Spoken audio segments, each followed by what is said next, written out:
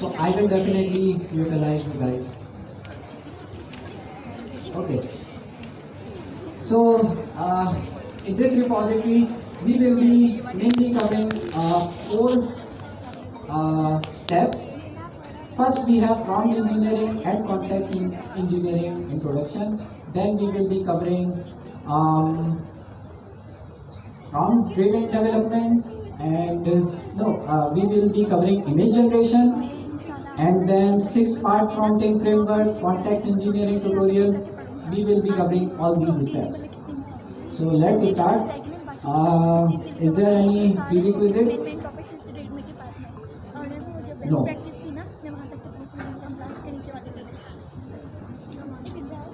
Okay. So what is prompt engineering? Who can explain this? Here, in the stage, on the stage. Come. Let me also open the definition. Yeah.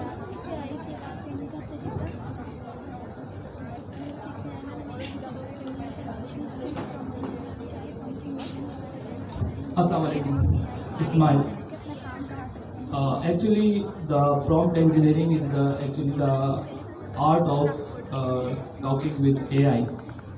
If you have the art to talk with the AI, this is actually called prompt engineering. I think it's enough for now. इतने सवाल के लिए इतना जवाब काफी. जबरदस्त भाई. अच्छा, पहली चीज़ एक चीज़ मैं क्लियर कर दूँ, मतलब हम दोनों लैंग्वेजेस में चलते रहेंगे ताकि कम्युनिकेशन के लिए आप लोगों से कनेक्शन उर्दू में बना रहेगा, इंग्लिश में हम लोग पढ़ेंगे. एक चीज़ याद रखें कि अगर आप यहाँ पर आके इंग्लिश में बोले, इवन मैं भी बोल रहा हूँ, आप सुनेंगे मैं बहुत सारी गलतियाँ करूँगा, ग्रामर मिस्टेक्स होती हैं. मेन चीज़ क्या है, जब आप बात कर रहे हैं ना इंग्लिश में, मैं बहुत सारे इंटरनेशनल क्लाइंट्स के साथ बात की भी, तो उनको एक कंसर्न नहीं है कि भाई ग्रामर मिस्टेक कर दी इसने, भाई ये प्रोफेशनल नहीं है. सिर्फ इंग्लिश के लिए एक इम्पॉर्टेंट चीज़ है, आप जो बात बोल रहे हैं वो सामने वाले को समझ है बस. तो आप में से कितने लोग इंग्लिश बोलने में कंफर्टेबल हैं? सारे अंग्रेज मेरी क्लास में ही आ गए थे. बहुत ज़बरदस्त, अच्छी बात है. तो और एक और चीज़ हम क्लास में एक प्रैक्टिस रखेंगे. बहुत सारे लोग तो इंग्लिश बोल लेंगे, लेकिन कॉन्फिडेंस का भी मसला आता है. जब आप स्टेज पे आते हो तो आपका कॉन्फिडेंस थोड़ा शेक करता है. तो आप लोगों से एक रिक्वेस्ट है, कोई भी यहाँ पर आए, जैसी भी स्पीच दें यहाँ पे, चाहे उर्दू में इंग्लिश में जैसी भी हो, हमने उसको क्या करना है, अप्रिशिएट करना है, सपोर्ट करना है. ठीक है, हंसी मजाक तो चलता रहता है. और जो लोग आ रहे हैं वो ये सोच के अगर रुक गया है कि भाई ये सब मेरा मजाक उड़ाएंगे, तो भाई ऐसा नहीं है. अच्छा जी, what is prompt engineering? You can read the definition. Prompt engineering is the art and science for crafting instruction that guide AI models to produce desired output. So basically, prompt engineering is nothing. It is basically a way of efficiently communicating with AI. LLM, yeah. So think of it as a learning to communicate effectively with AI system to achieve specific goals.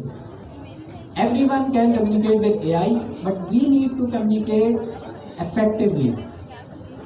So for that, we will be learning prompt engineering. So there are a lot of practices, techniques we will be using, so we can generate desired output.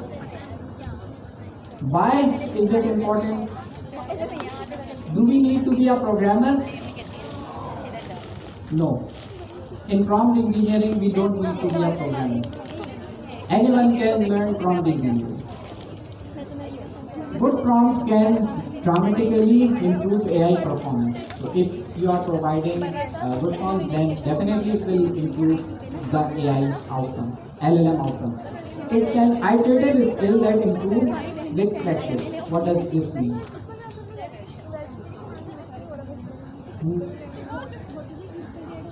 It becomes better with repetition.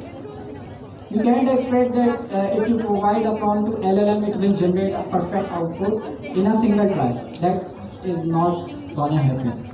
You need to provide prompt and improve your prompt again and again to get better output.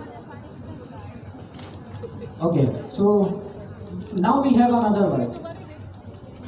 Anyone have a question about prompt engineering? It's very simple. A way of communicating with AI to get effective output. Okay. Prompt versus context engineering. What is context engineering? Let me zoom the screen. Can you guys see the screen? No?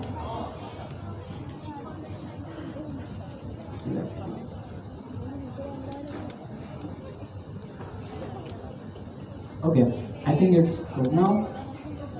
What is context engineering?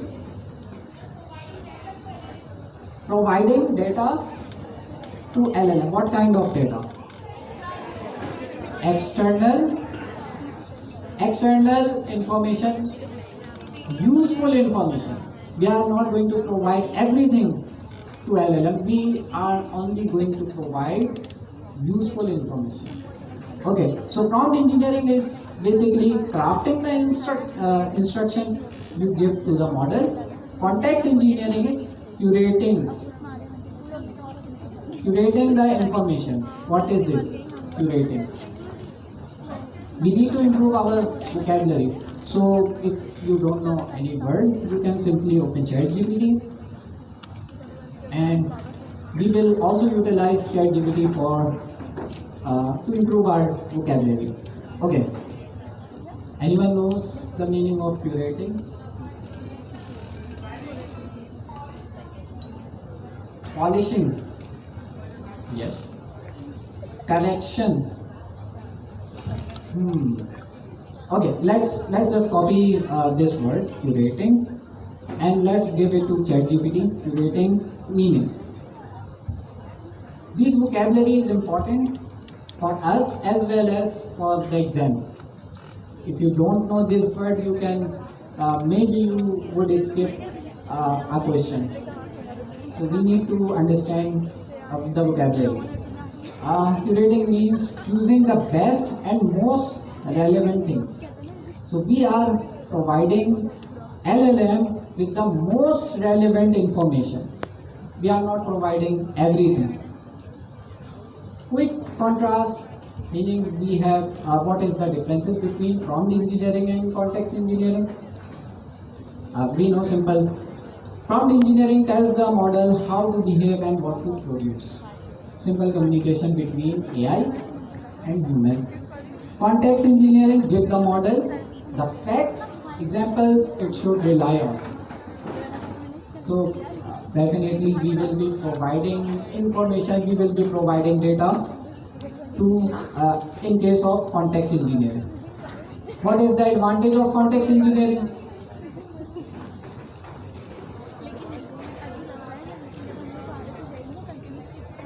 To get the more accurate output. Okay, so levers are basically wording, structure, roles. We need to define, we need to focus on these in prompt engineering, which is wording, structure, roles, constants. What is constants? Limitations, restrictions, output schema, few short example. We will be learning this throughout this article. How many of you knows about retrieval augmented generation, RAG? I think we already learned this in quarter 3. Again, how many of you are familiar with RAG system? Okay, very few, like 10-15%. Okay, no problem. We will also discuss this with a diagram. Okay, RAG is basically a way to get to store information in a good format.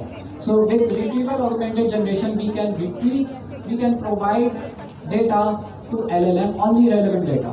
We can only provide relevant data with retrieval augmented generation. We will discuss this as well later on. Typical changes: be concise, written, valid, with feel. We need to be concise in prompt engineering. We gives all the information needed for the desired output. In case of context engineering, we will be providing PDF policies, data, paragraph, information like that. Failure mode. What is vague instructions in prompt engineering? Irrelevant instructions. So we need to make sure that we are not providing vague instructions to the LLM. For example, if I ask LLM write 100 words of anything like blog, write a blog about AI. So this is vague instruction. We will see example below as well. So if you provide vague instruction, then it will generate messy output, definitely. And in case of context engineering, if we provide irrelevant data, then the LLM will hallucinate and will provide irrelevant answers, inaccurate answers. Okay. Who owns the prompt engineering? I mean, who will be working on prompt engineering? UX, prompt designer, app developers will be working on this. But for context engineering, you need to be a programmer. You need to be a data analyst or machine learning. We learned this in last quarter 3. Okay, how they work together? How many of you can answer this without looking into the text? Yes. So how they can work together?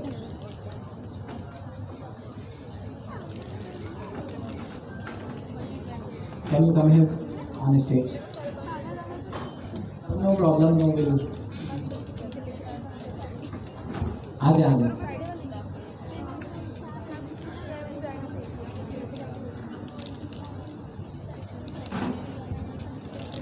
Also try to give your introduction in English. Okay, no problem.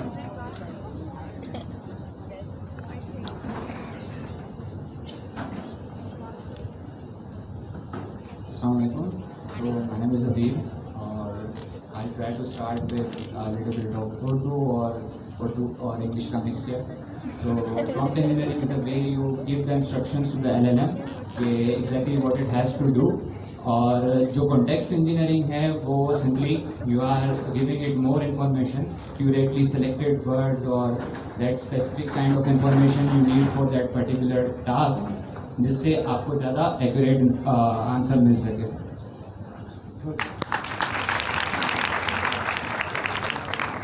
अच्छा, मैं आप लोगों को भी पता है कि भाई हम लोग ज़्यादा उर्दू में कंफर्टेबल है. हम लोग कोशिश ये करेंगे क्लास में ऐसी एक्टिविटी रखें, मतलब आप लोग भी कोशिश करें कि यहाँ पर आके पार्टिसिपेट करें ताकि आप लोग एंजॉय करें. वरना ये इतना बड़ा मैं थ्योरी पढ़ाता रहूँगा फिर कोई आउटकम नहीं आएगा. खास तौर पे जो लोग पीछे बैठे हैं, सोना नहीं है, ठीक है. और हम क्लास में एक और एक्टिविटी करेंगे जिसमें आप लोग सब पार्टिसिपेट करेंगे और हम यूटिलाइज करेंगे हमारे जो कोऑर्डिनेटर्स हैं उनको. Okay, how they work together. Start with a group prompt, meaning that we will be providing clear tasks, constraints. We will also learn best practices in this article, and then we will ground it with the context, meaning that we will be providing most relevant information to the LLM, so they can work together. Prompt engineering and context engineering and a bot who will be going to explain this example. This time, anyone from girls? Anyone? Okay.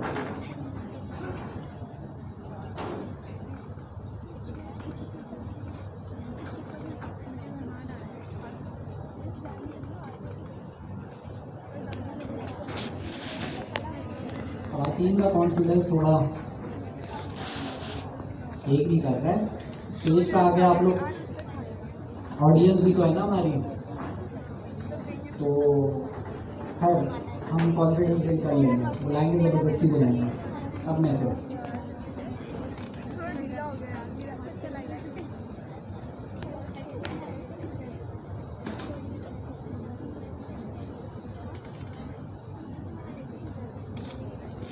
Assalamualaikum everyone. Myself Sayyida Aruj Fatma. I have completed my intermediate in computer science. For now I'm enrolled in this course and also in PIIEC. So basically, policy question and answer board. In this example, we need to understand where the prompt engineering is working and where the context engineering is working. Here, prompt engineering is that we write a good instruction, and context engineering is that we are giving it policies and data that it should rely on that. And by giving the context, the advantage is that board question answer board will not guess the answer when we don't give context to agent. It guesses because LLM is trained on so much data, so it makes guesses. When we give it a right context, it does not guess.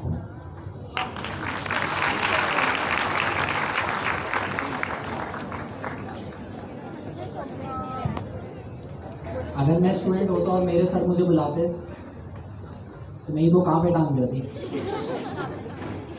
तो खैर जबरदस्त।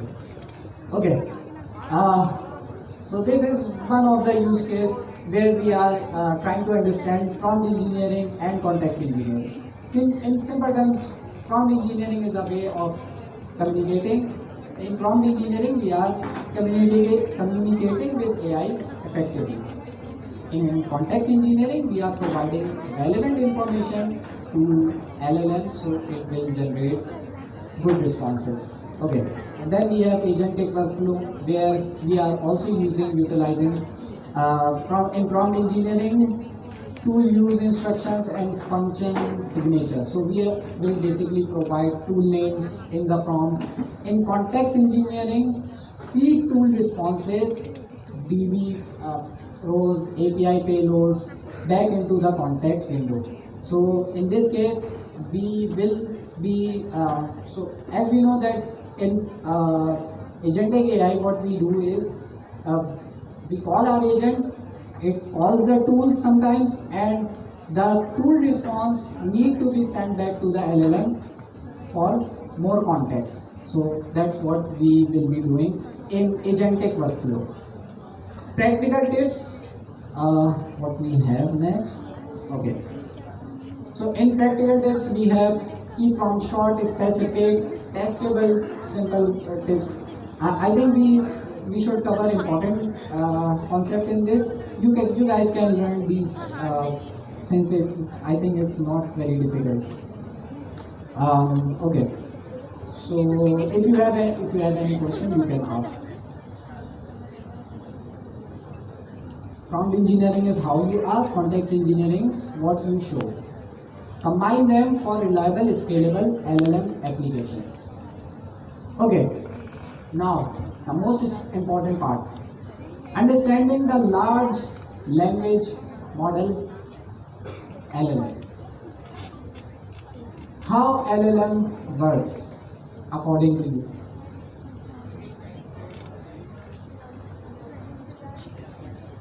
Predicting the next word.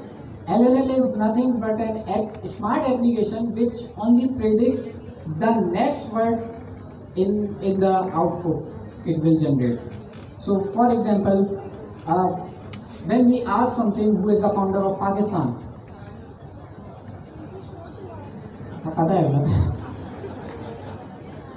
Who is the founder of Pakistan? So in that case, LLM will generate the output word by word, token by token. In that case, it will generate then it will guess another word, the founder, then another word of the founder of Pakistan is Qaeda. So LLM is basically nothing but a prediction engine. So it will predict the next word. That's all. So let's just don't make it complicated. It's very simple. Prediction engine. You can we also call it auto completion? Can we also call it LLM as a auto completer? Because it auto completes the sentence. Yeah. LLM don't understand in the human sense. They are sophisticated autocomplete system. So you know that LLM does not work like human. Human understands the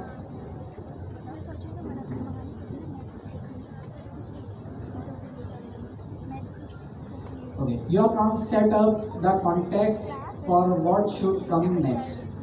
So in context we try to explain LLM that how should it generate the response. So it's nothing but auto completion tool. It also uses embedding. In what context? We need to implement embedding in this. We need to implement RAG system to use embedding. Okay. Any questions so far? Sure. Should we have an activity here? Okay. Let's just complete the. Assalamu alaikum.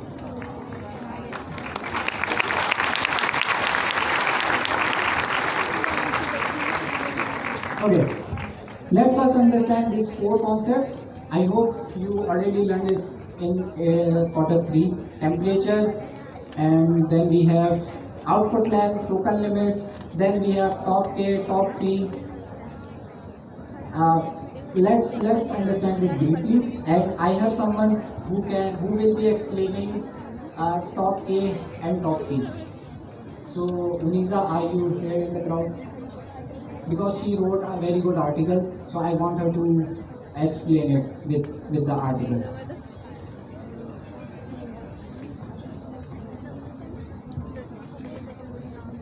Uniza. Okay.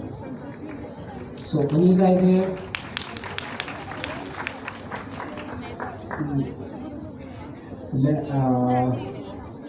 So let's start with temperature. Then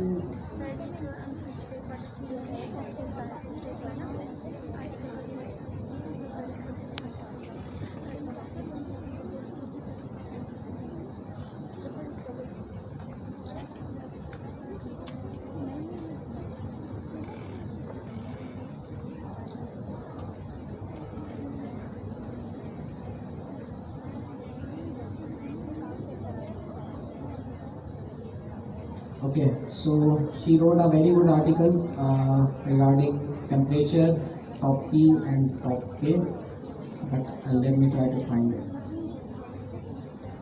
This one?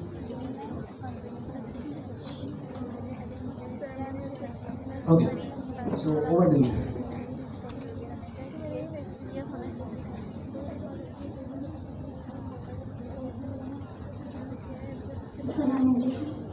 Okay, so first of all, we will start about how LLM generate words. Just like humans, LLM does not understand any meaning of a word. For example, we know apple means save, but LLM doesn't know what does apple mean. It first converts the word into a number and then guesses according to that number. We call it a token. So how does LLM? I have wrote an article about this. How does an LLM generate text? Large language models don't think like humans. They work with probabilities. Probabilities, we call it some percentage given to each and specific word. And the most probable word will be selected as a next token. And based on these tokens, LLM will guess the other one. So first we'll give the input. LLM will understand the input. LLM still doesn't know what does the sentence user has asked.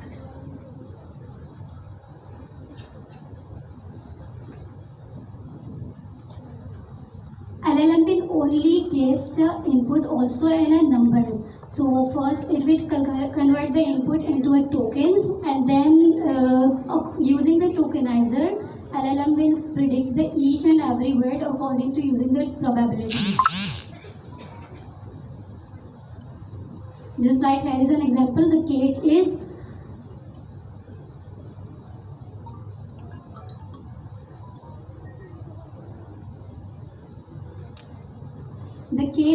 now we have three words: sleeping, running, and blue. So there are some floating numbers. We will say that the 0.70 means 70%. So this is a probability. According to our temperature, which we have said, LLM will predict the next output. So the most probable word is sleeping. The cat is sleeping. This will be the sentence which LLM will give us.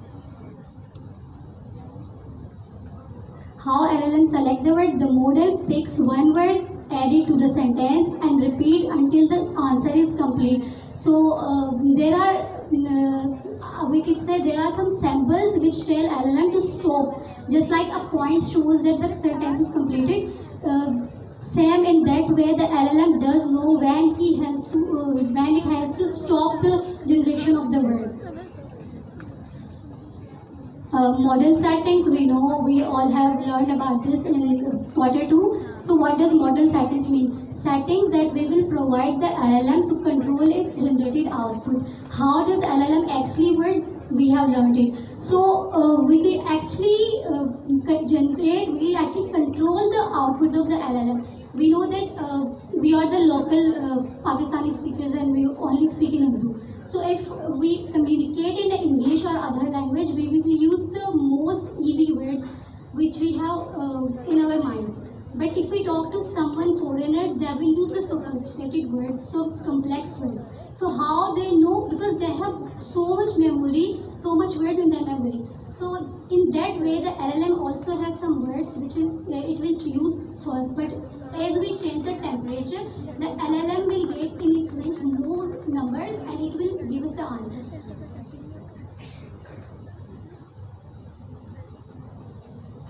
The first thing is temperature. Temperature control randomness in word selection.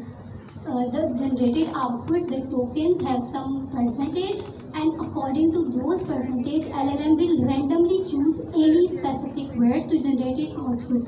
A very low temperature will have a very easy and very random word we choose, but the probability will be very low, like 0.2, we could say to 20%, and the high percentage means 0.9, which is we could say we have 5 words.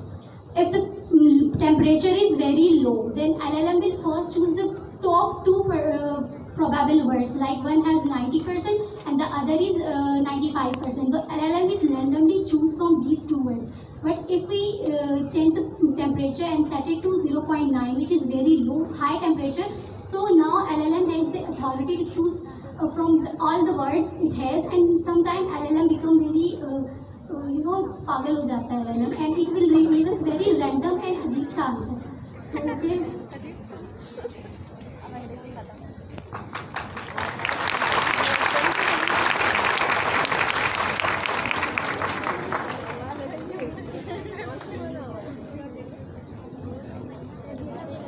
There is a diagram that the example is the row runs vary. So first we have a temperature 0.1, which is a very low randomness. There are 5 words. The most probable word which will LLM choose is fast. The dog runs very fast. Now the temperature is very low. So the LLM choose the most probable word. In the second example, the temperature is 1. So in the LLM range, LLM has the authority to choose more than one word. And so on, as we will increase the temperature, the LLM will choose more random words and the output will be very unpredictable. There is also how it actually works. With a low temperature, one word has a very high probability. So each and every time LLM will choose this specific word. But as we increase the probabilities, the other word will have a chance to be chosen.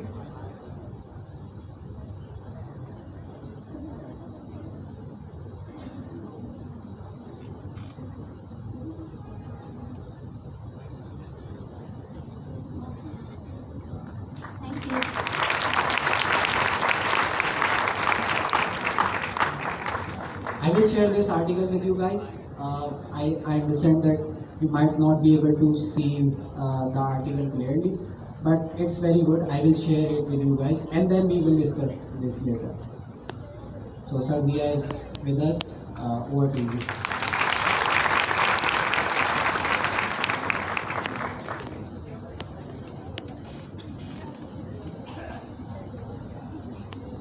बिस्मिल्लाहिर्रहमानिर्रहीम।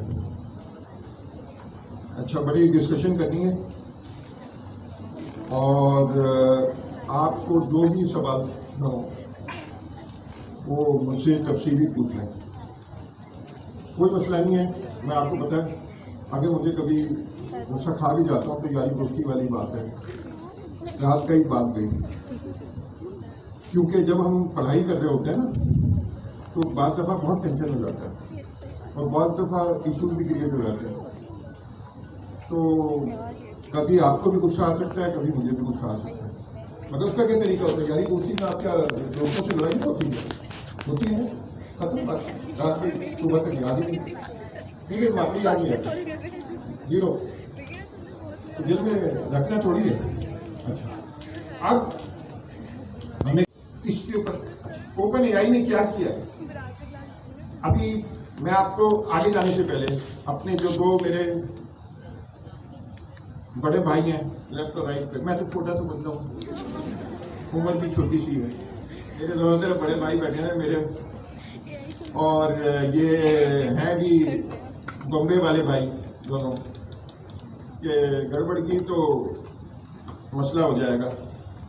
अच्छा, क्योंकि ये हम live broadcast भी जा रहे हैं तो सबको ये बताना जरूरी है कि बाद लोग ये समझते हैं कि अगर कोई चीज़ फ्री हो ना, तो देखिए मैं कभी भी कोई चीज़ फ्री ऐसी नहीं कराता जो क्वालिटी उससे पैसे वाले से ज़्यादा देता, मतलब हमसे पढ़ाना नहीं चाहिए। आपने ये किया कि बिल्कुल बेकार टीचर लगा दिए, और अच्छा, सिर्फ टीचर में कॉम्प्रोमाइज नहीं हो सकता, बाकी कोई चीज़ से फर्क नहीं पड़ता।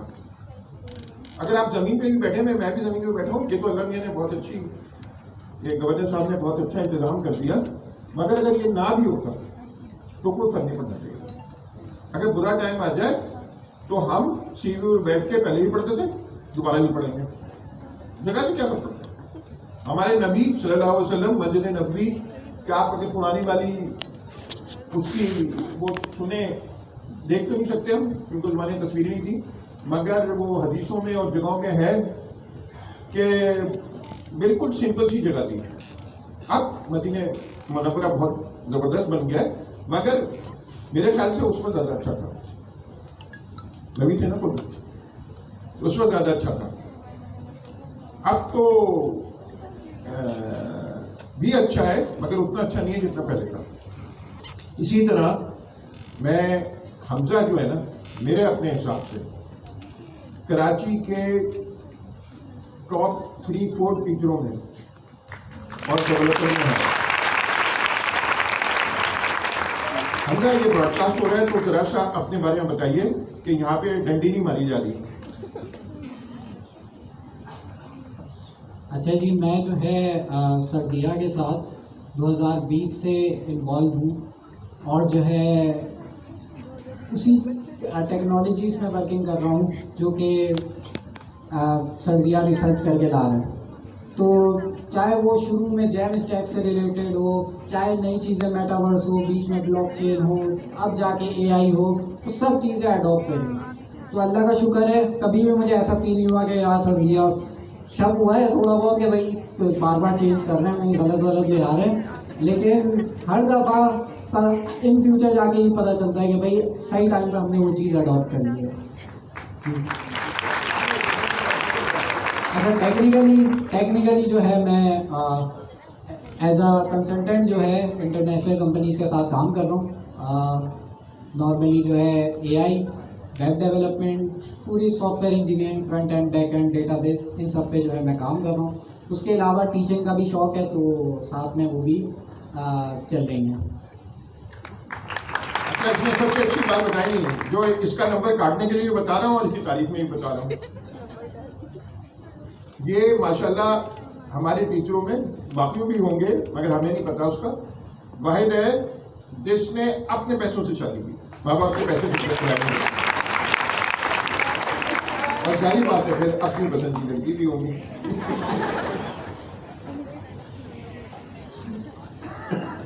जारी बात है, तो होने भी चाहिए, होनी भी चाहिए। अच्छा, अब मेरे दूसरी तरफ अनीक बैठे हैं, जो यहाँ पे जितनी भी गवर्नर हाउस में काजिल हो रहे हैं, उस पे आपको पता है सीईओ जो दानियाल भाई हैं, जो उनकी अल्टीमेट रिस्पॉन्सिबिलिटी वो रिपोर्ट कर रहे हैं गवर्नर साहब को डायरेक्टली। फिर उनके नीचे इमरान भाई हैं और अमीन भाई हैं। इमरान भाई का सारा एडमिनिस्ट्रेशन का काम है और अमीन भाई का सारा एकेडमिक्स का काम है। फिर अमीन भाई के अंडर जो सारी फैकल्टी को लीड कर रहे हैं, वो हम खुशकिस्मत है, अनीक है, ये उभर के यहाँ पे आए हैं। अभी डेवलपर तो ये पहले से थे, अभी खुद ही बताएंगे अपने बारे में। डेवलपर तो ये पहले से थे, मगर जो हमारी लाइमलाइट में आए ना, वो है डेडिकेशन। डेडिकेशन इन्होंने अपनी जॉब भी छोड़ दी। देखिए, इस वक्त एआई में अगर आपके पास खाने पीने का इंतजाम है, अब इफ है बहुत बड़ा, अच्छा आपका भी खाना है तो आधा खाना खाओ, कोई मसला नहीं। हम अगर अम्मी अब्बा का, बहन भाइयों का और बेगम का खाना आपकी जिम्मेदारी है, तो फिर वो पहली जिम्मेदारी तो वो है। मगर अगर नहीं है तो सबको छोड़ दो। मैं कभी भी ये मसला नहीं लेता हूँ, मैं 30-40 साल से पढ़ा रहा हूँ, मैं कभी ये मसला नहीं लेता हूँ, मगर इस वक्त ही दे रहा हूँ। मैंने खुद भी पिछले 3 साल से, हमने पहला क्लाउड माशाल्लाह अच्छा चल रहा था, हमने वो हैंड ओवर कर दिया लड़कों के पास। इस वक्त वहां पे दानियाल भाई, पहले भी दानियाल भाई बैठते थे, पहले क्लाउड का भी हिस्सा थे, मगर पॉइंट ये कि वो अब मेरे अंडर नहीं है, मेरा कुछ प्रॉफिट लॉस से कोई ताल्लुक नहीं है। मैंने सारे ऑफिस हैंड ओवर कर दिए, सब कुछ हैंड ओवर कर दिया। क्यों? सिर्फ एआई पे फोकस कर। मैं आपको ज्यादा, अच्छा मैं आपको भी मसला दे सकता हूं जो खुद अपने आप पे अप्लाई किया। इतनी सूरत हाल गंभीर हो सकती थी, क्योंकि जब रेवेन्यू नहीं आ रहा हो ना, और मैं कर रहा हूं 2022 से ये फोकस, नवंबर से, तो आप अंदाजा करें मैं एक पैसा भी नहीं कमाया। अब हमने स्टार्टअप फाउंड करने शुरू किए। देखें, पहले आपको बिल्ड करना पड़ता है, तो हमने पहला पेनवर्सिटी लॉन्च किया, अल्लाह का शुक्र है, पहले 2 महीने में हमने 80 लाख रुपए का रेवेन्यू जनरेट किया पेनवर्सिटी.org, और अब आप लोगों ने भी जनरेट करना है। मैं वो बन जाऊंगा जो फिल्मों में दिखाते हैं, पता नहीं एक्चुअली बॉम्बे में है या नहीं है, ये मुझे नहीं पता। बॉम्बे में वो भाई बैठा होता है, वो आगे कौन सी फिल्म दिखाते हैं, वो करके नोट देता है सारे, फिर वो भाई जो है वो नोट गिनते हैं, फिर सबको डिस्ट्रीब्यूट करते हैं। तो वो मैं भाई बन जाऊंगा, मगर मसला ये है कि वो जैसे ही मेरे पास नोट आएंगे, मैं तो सारी हरियाणी और बिरयानी खा जाऊंगा।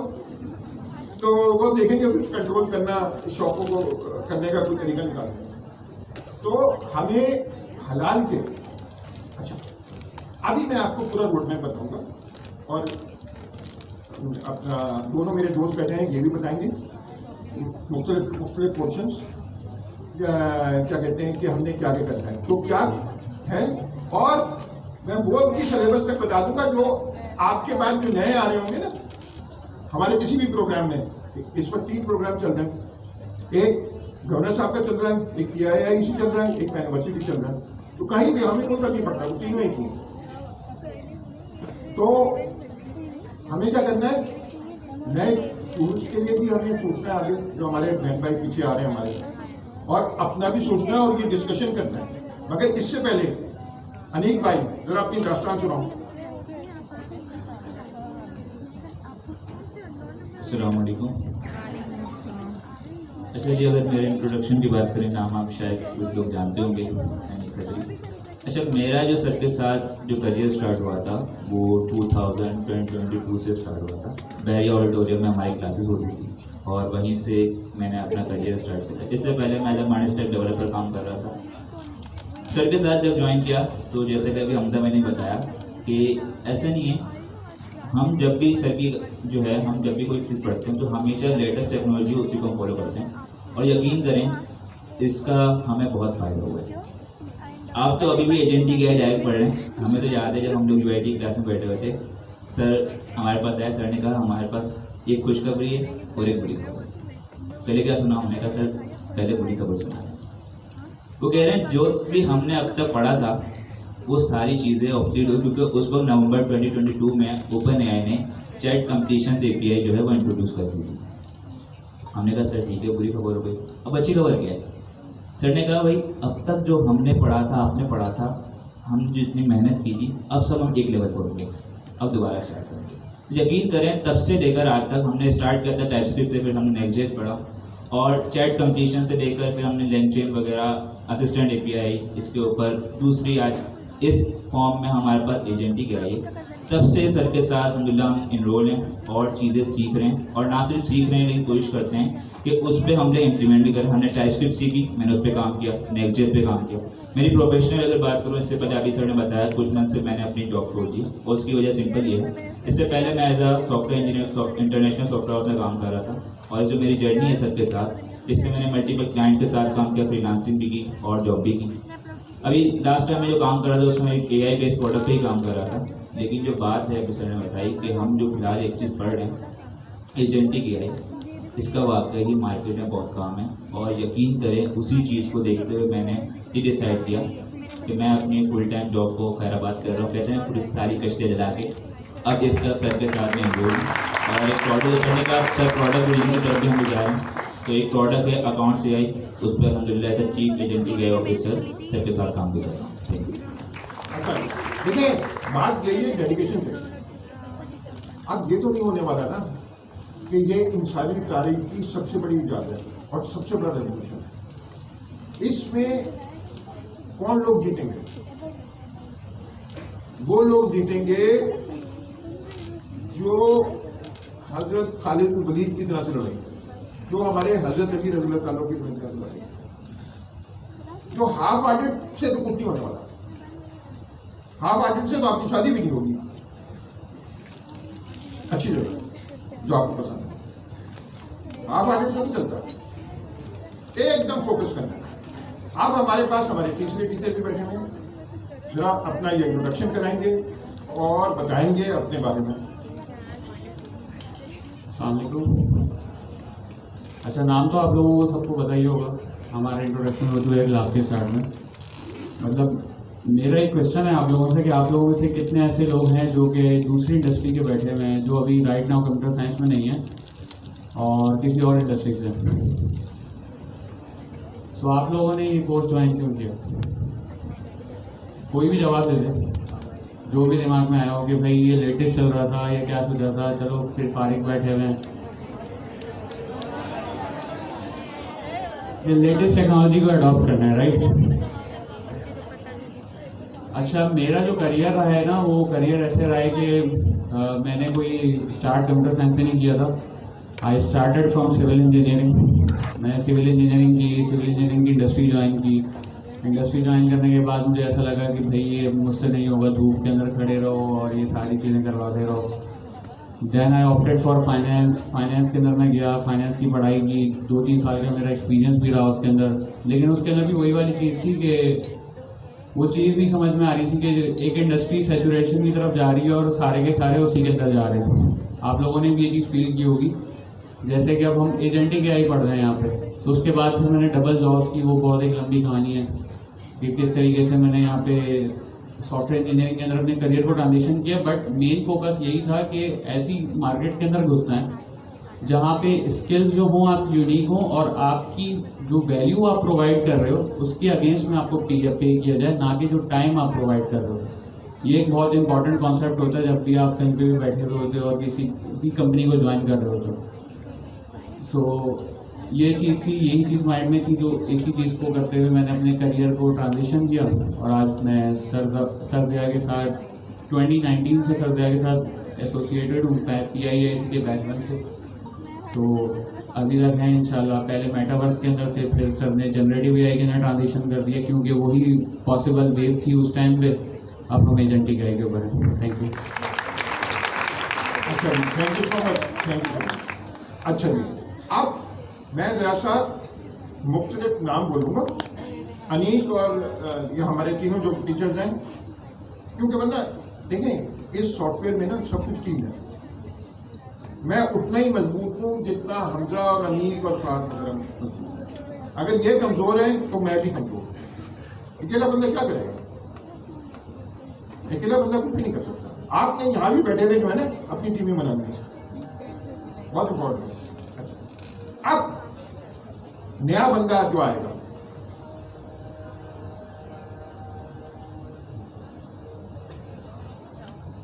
अजान का हम 1 मिनट का ब्रेक ले रहे हैं, का सीक्वेंस बताता हूं, फिर आपके लिहाज से उसको एडजस्ट करते हैं। मगर मैं ऐसा बता रहा हूं क्यों उधर आपके भी छोटे भाई हैं, छोटे बहने हैं, उन सबको हमें नई डायरेक्शन पे लगाना है, तो आपको पता होना चाहिए ना। अच्छा, इस वक्त अगर कोई नया बच्चा हमसे पढ़ने आए तो सबसे पहले हम उसको OpenAI एजेंट किट पढ़ाएंगे जो 3 दिन पहले। क्यों? OpenAI ने यह किया है कि नीचे वाला जो आपने पढ़ चुके एजेंट SDK, उसके ऊपर एक UI बनाएंगे, user interface, drag and drop, N की तरह का, जिसको वो क्या कह रहे हैं, एजेंट किट। अच्छा, उसमें एक तो एजेंट बिल्डर है। अच्छा, मैं स्लो इसलिए बोल रहा हूं मैंने तेजी में आदमी पिक नहीं करता। एक तो एजेंट बिल्डर है। अच्छा, ये नो कोड प्लेटफॉर्म है। क्या है? नो कोड प्लेटफॉर्म है। हम जो नीचे वाले हम डेवलपर हैं, मैं, हमजा, अनीक, फाद वगैरह, हम क्या करते हैं, हम फुल कोड प्लेटफॉर्म पे काम करते हैं। मगर नए वाले बच्चे को अगर हम नो कोड प्लेटफॉर्म से शुरू करें तो उसको समझ में ज्यादा आएगा, वरना आपको टाइम लगता है समझने में, नया आदमी जल्दी समझ जाएगा। अच्छा, तो क्या हुआ, हम OpenAI के प्लेटफॉर्म पे इस वक्त 800 मिलियन यूजर है OpenAI का वीकली, 800 मिलियन। इससे कोई कंपीट नहीं कर सकता AI। एक तो एजेंट बिल्डर है और एक क्या है, चैट किट है। बिल्कुल सही, किसने बोला? प्यारे मेरे दोस्त, एक चैट किट है। वैसे भी छोटी छोटी चीजें हैं, ईमेल में बहुत सी चीजें अभी, मगर वो मैं अंतिम कर रहा हूं। तो हमारे पास 3 चीजें हैं एजेंट किट में। Number 1 agent builder, number 2, number 3 इवेल्स के फ्रेमवर्क है। अच्छा, ये तीनों जो है UI क्या बनाएगा, चैट किट बनाएगी। जो एजेंट बनाएगा वो एजेंट किट बनाएगी, और जो एजेंट किट कोड जनरेट करेगी वो करेगी जो हम हाथ से लिखते हैं।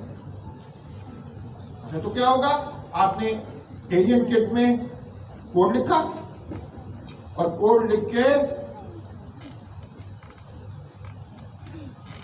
क्या किया, उसको सिर्फ कोड लिख दिया, उसने कोड लिख के दे दिया, फिर आपने उसको अपने उसमें एप्लीकेशन में ड्रॉ कर दिया, फिर हाथ से।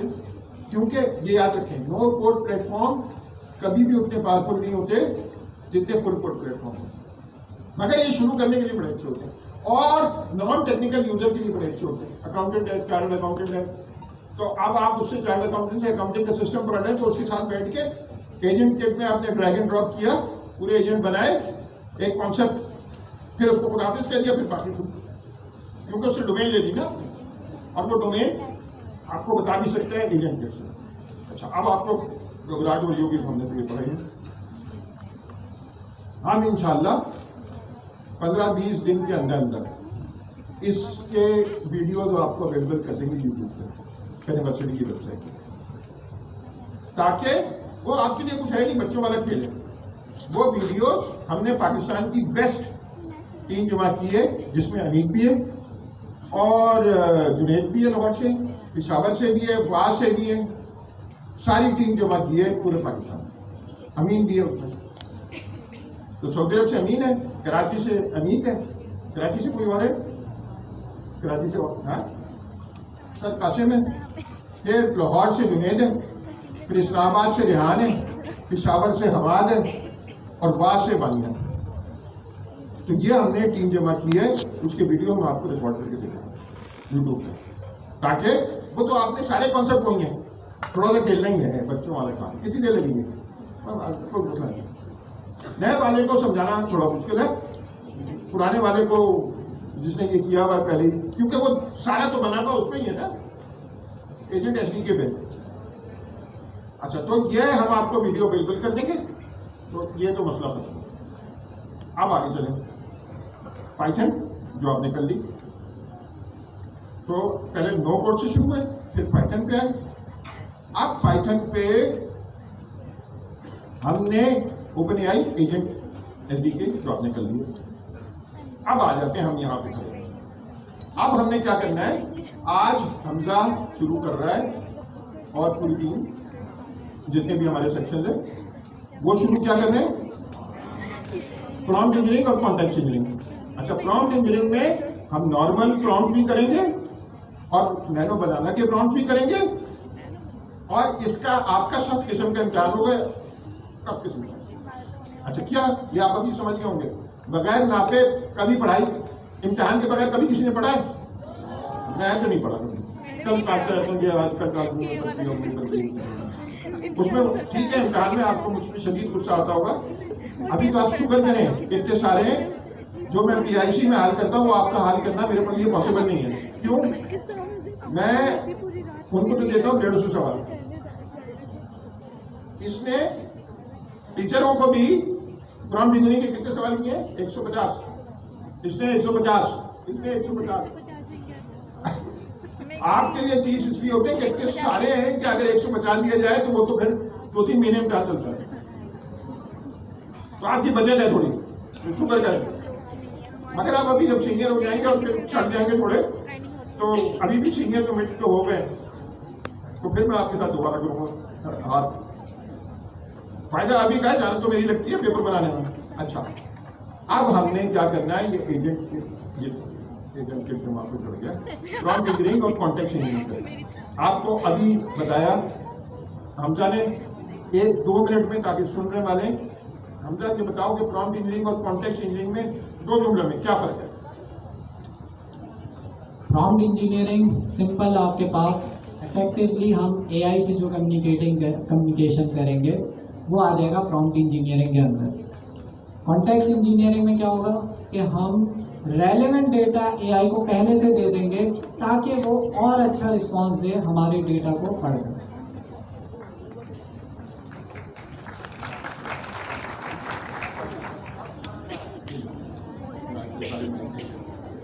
अच्छा जी, तो ये प्रॉम्प्ट इंजीनियरिंग और कॉन्टेक्स्ट इंजीनियरिंग में ये फर्क है।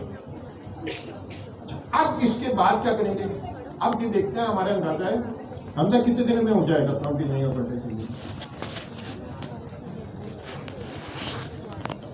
असल में ये तो अनीम की रिस्पॉन्सिबिलिटी है। कितने दिन में? सर इनिशियली में 4 क्लासेस को होता है, 4 क्लास में इंशाल्लाह कवर करूँगा। तो फिर इम्तिहान है, अब देखते हैं।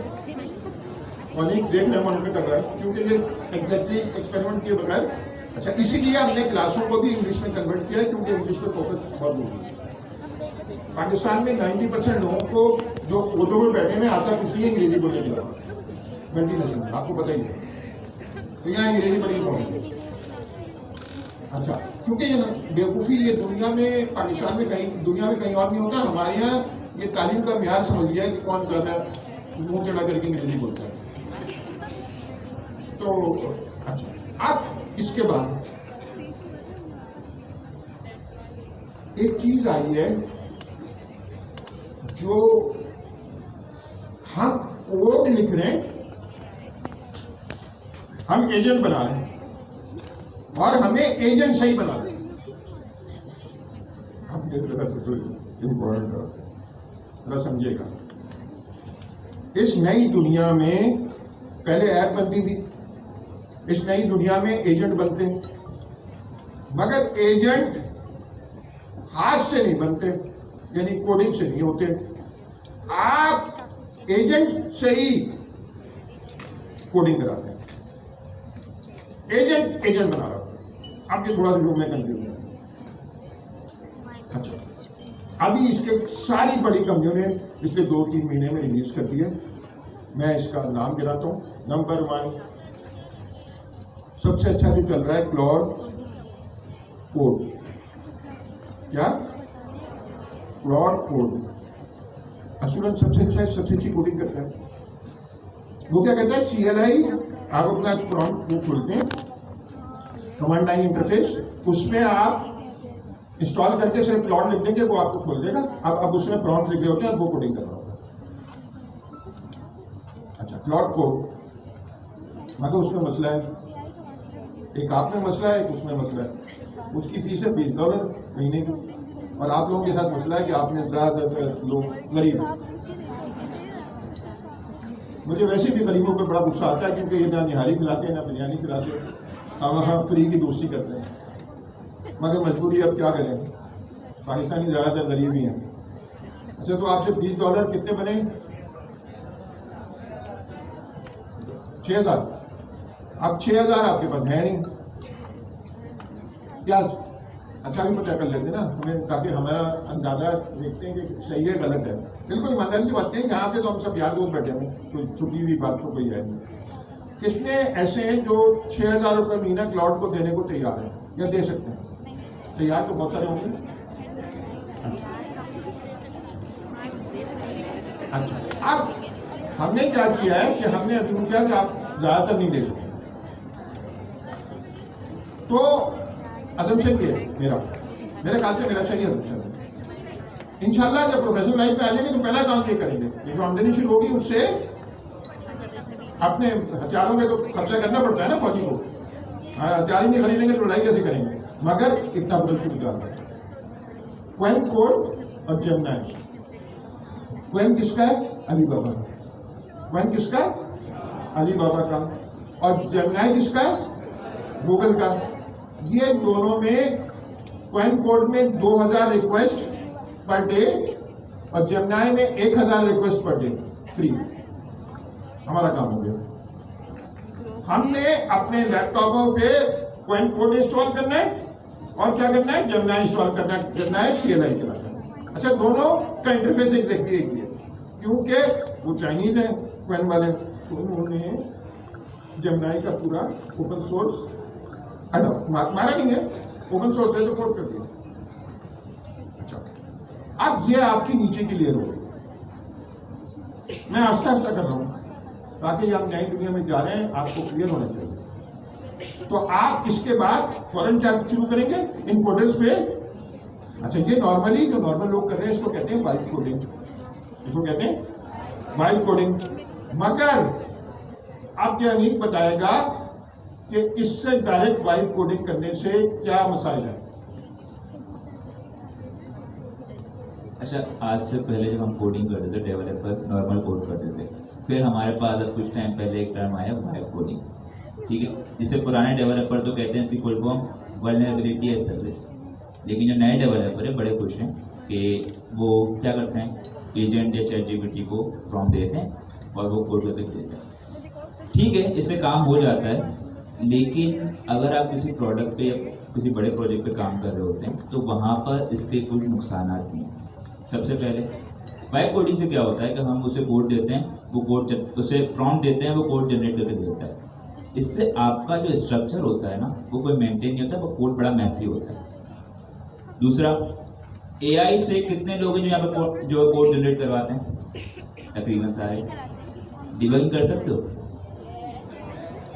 कितना मुश्किल होता है अगर कोई हम करें, हम बार बार उसको प्रॉम्प्ट देते हैं, वो चेंज कर देता है। लेकिन वाइब कोडिंग में ये होता है कि हम उसके पास प्रॉम्प्ट देते रहते हैं, वो जनरेट करता रहता है, इसके कोई स्ट्रक्चर नहीं होता, कोड हमारा मैसी हो जाता है, हमारे पास जो कोड आता है उसको डिबग करना मुश्किल होता है, और अगला बंदा जब आएगा तो उसे कुछ पता नहीं होता कि इस पूरे फ्लो है उसमें काम क्या होता है। तो ये इशू है हमारे पास वाइब कोडिंग। अच्छा, पॉइंट ये है कि वो इतना आपने उसे कहा कि मुझे फेसबुक का क्लोन लिख दो। हमजा आया, हमजा तो बहुत तेज है माशाल्लाह, अनीक भी बहुत तेज है। इन्होंने कह दिया कि यार उसे कोड लिख दो, वो 40,000 लाइन कोड लिखेगा, 30 घंटे चलेगा, 40,000 लाइन कोड लिखेगा, किसी का बाप भी उसको डिबग नहीं करता। अगर कुछ चेंज करना है तो फिर उनसे मदद माननी पड़ेगी, इसके अलावा कोई तरीका नहीं है। अब हमने गिटहब ने स्पेक किट निकालिए, हमने उसको फोर्क कर लिया, जैसे क्वेन ने फोर्क कर लिया ना, हमने भी किया, स्पेक किट प्लस इस्तेमाल कर लिया। ये बताओ कि अनीक, ये स्पेक किट प्लस क्या चीज है? अच्छा जी, स्पेक किट की बात करें तो स्पेक से मतलब है स्पेसिफिकेशन। जब पहले क्या होता था, हम पहले कोड करते थे, जो डेवलपर्स हैं या अगर नॉर्मल जिन्होंने काम भी किया है, तो उससे क्या होता है, पहले हम कोड लिख लेते थे, इसके बाद वो कोड क्या कर रहा है इसकी हम स्पेसिफिकेशन डॉक्यूमेंटेशन बनाते थे। उसमें खामी ये थी कि हमारे पास कभी भी उन दोनों की भी ना अलाइनमेंट सही नहीं होती थी। स्पेसिफिकेशन का मतलब ये होता है जो हम डॉक्यूमेंट बनाते हैं कि उस कोड में, उस प्रोजेक्ट में क्या क्या चल रहा है, हम वो सब उसमें डिफाइन कर सकें। लेकिन ये इतना एफिशिएंट तरीका मतलब करते थे, लेकिन इसका कोड से डायरेक्ट इतना कोई लिंक नहीं होता था। अब चेंजेस हो गए, इंडस्ट्री ने स्वैप कर दी। पहले हम कोड करते थे, इसके बाद उसकी स्पेसिफिकेशन करते थे। अब स्पेक किट प्लस के जरिए हम पहले स्पेसिफिकेशन लिखेंगे, हम पूरा डिफाइन करेंगे कि हमारा प्रोजेक्ट में क्या क्या चीज़ें इस्तेमाल हो रहा है, हाई लेवल हमारा प्रोजेक्ट क्या क्या चीज़ें उसमें कर रहे, क्या स्पेसिफिकेशन होगी, मतलब उसमें क्या क्या फीचर्स होंगे, वर्किंग टेक्नोलॉजी भी बना हुआ होगा, और उसमें क्या क्या टास्क वगैरह होंगे, हम सारा रोड मैप डिफाइन कर लेंगे। और वो स्पेसिफिकेशन के जरिए हम एजेंट के जरिए हमारी कोडिंग करवाएंगे। तो पहले क्या होता था, हमने कोड किया और फिर उसकी डॉक्यूमेंटेशन स्पेसिफिकेशन बना दी। अब हम पूरा रोड मैप पहले से बना लेंगे, एक स्पेसिफिकेशन बना लेंगे और उसके जरिए हम एजेंट से कोडिंग करवाएंगे। तो जो इशू था हमारे पास वाइब कोडिंग में, अनस्ट्रक्चर कोड, अब सर ने एग्जांपल दी, एक फेसबुक बना रहे हैं, हमने उससे पहले फेसबुक की लेवल की एप्लीकेशन बना दो, उसने अपनी मर्जी से कोड बना के दे दिया, ना आपको पता, ना मुझे पता, ना अगले बंदे का आने वाले उसको पता। लेकिन अगर वही काम स्पेक किट के जरिए करवाएं तो हमने पहले उसे स्पेसिफिकेशन, पूरी डॉक्यूमेंटेशन सब कुछ बता दिया कि इस तरीके से काम होगा, अलग अलग छोटे छोटे टास्क में उसे डिवाइड कर दिया। अब अगर वो कोड जनरेट करेगा और दूसरा बंदा भी उस पर आगे काम करेगा तो हमें उसकी सारी इंफॉर्मेशन होगी, सब चीज़ें एक स्ट्रक्चर वे में काम कर रही होंगी, जो कि वाइब कोडिंग में हमारे पास इशू था। अब मैं दोबारा से रिवाइज करा दूँ। अभी ये क्या चीज थी, spec kit plus. Number 1 OpenAI का क्या, एजेंट किट, फिर पाइथन सिखाई, फिर ओपन एआई एजेंट एसडीके सिखाई, जो आपको सिखाई। अब आप कहेंगे सर मुझे आपने ओपन एआई एसडीके की जो समझाई, मैं तो एजेंट किट से सब डेवलप कर लूंगा, और एजेंट किट से ना भी करूं तो मैं वाइब कोडिंग से, स्पेक ड्रिवन जिसको मैं वाइब कोडिंग कह रहा हूं, उससे कर लूंगा। तो मुझे एजेंट एसडीके पढ़ने की क्या जरूरत है? अब आपको मैं मिसाल देता हूं। मैं आपसे ये कहूं कि मेरी अम्मिया की याद में एक कसीदा लिखें फारसी में, एलएलएम को ये कहूं, एलएलएम फारसी में लिख देगा। मैंने प्रॉम्प्ट भी उर्दू में, इंग्लिश में दी, write a poem about my mother. She has passed away and said she had these qualities. वो लिखते हैं बड़े अच्छी एलएम फारसी में। जब मैंने क्वाइन कोडर से, जेमिनाई कोडर से, जेमिनाई सीएलआई से, प्लॉट कोड से ये मैंने उसको दिया कि ये बनाओ, वो बना देगा। अब मुझे जो आउटपुट है वो ही समझ में नहीं आ रही कि क्या आउटपुट है, तो मैं फारसी की नजर मेरा क्या करनी है, मुझे तो मैं ना उसमें इंप्रूवमेंट करा सकता, ना चेंज करा सकता, क्योंकि मुझे तो फारसी भी समझ में आती या फ्रेंच में। तो जो वो कोड जनरेट करेगा, अगर आप वो नहीं रीड कर सकते तो आप एप्लीकेशन नहीं बना सकते, एजेंट्स नहीं बना सकते। कैसे बनाएंगे? तो इसलिए आपको ये सिखाई गई है एजेंट एसडीके, वो जनरेट करेगा कोड उसका। अच्छा, तो हमने ये देखा कि फिर मैं सीक्वेंस बताता हूं नए बंदे के लिए। Number 1 OpenAI agent SDK, no code platform पे उसको एजेंट बनाना सिखाओ। नंबर 2 पाइथन सिखाओ। Number 3 OpenAI agents SDK सिखाओ ताकि वो पाइथन में कोड करने की आदत हो। फिर वो कोड किससे जनरेट कराओ, स्पेक किट से। और वो स्पेक किट किसके ऊपर चल रही होती है, ये जो क्लाउड कोड है, जेमिनाई। अच्छा, मुझे कौन बताएगा बंस रोड करीब है, वहां पे अपने धागा कबाब, फ्राई धागा कबाब बहुत अच्छा होता है। तो वो आप रेंज चेक ले लेंगे। आज तो शायद ना जा सकें क्योंकि क्लास हो रही होगी, मगर मैं आपको रेंज चेक दे दूंगा कि मैं आपको धागा कबाब खिलाऊंगा बंस रोड पे। अच्छा, सवाल क्या है? ओपन एआई का जो CLI है उसको क्या कहते हैं? किसने कहा आपसे पूछा? धागा कबाब तुम्हारा पक्का हो गया। जाहिद क्या नाम है? वहीद का धागा कबाब, उसकी मार्केटिंग कर रहे हैं, हमें फ्री खिलाना चाहिए उसको। आप ज्यादा करें, मैं लाहौर जाता हूँ ना पढ़ाने, संडे को मैं उधर होता हूँ सर। तो वहां पे हम लाहौर में जा रहे थे, सब भूख लगी थी। एकदम नजर पड़ी UMT यूनिवर्सिटी जहाँ पढ़ाता हूँ, सामने लिखा हुआ है जाहिद की निहारी। ठीक है, अब आप खुशकिस्मती और खुशकिस्मती भी देखें, अल्लाह ने कुछ नजर करम है।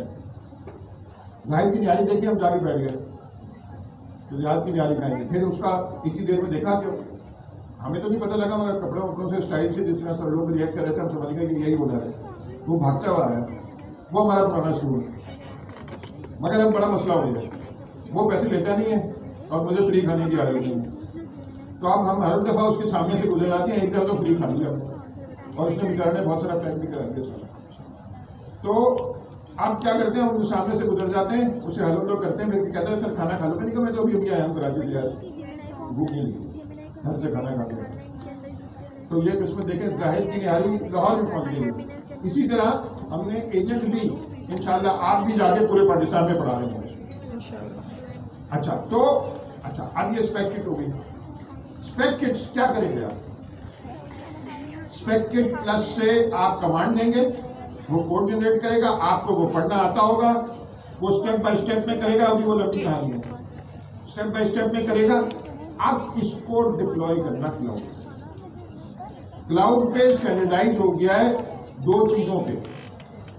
एक, सारे जो एजेंट हैं उनको कंटेनराइज खिलाता है, जिसको डॉकर कंटेनर में कहते हैं, मगर उसको जनरल टर्म में ये कहते हैं कि अपने एजेंट को आप कंटेनराइज करते हैं, एक फाइल बनानी होती है, वो कोई मसला नहीं।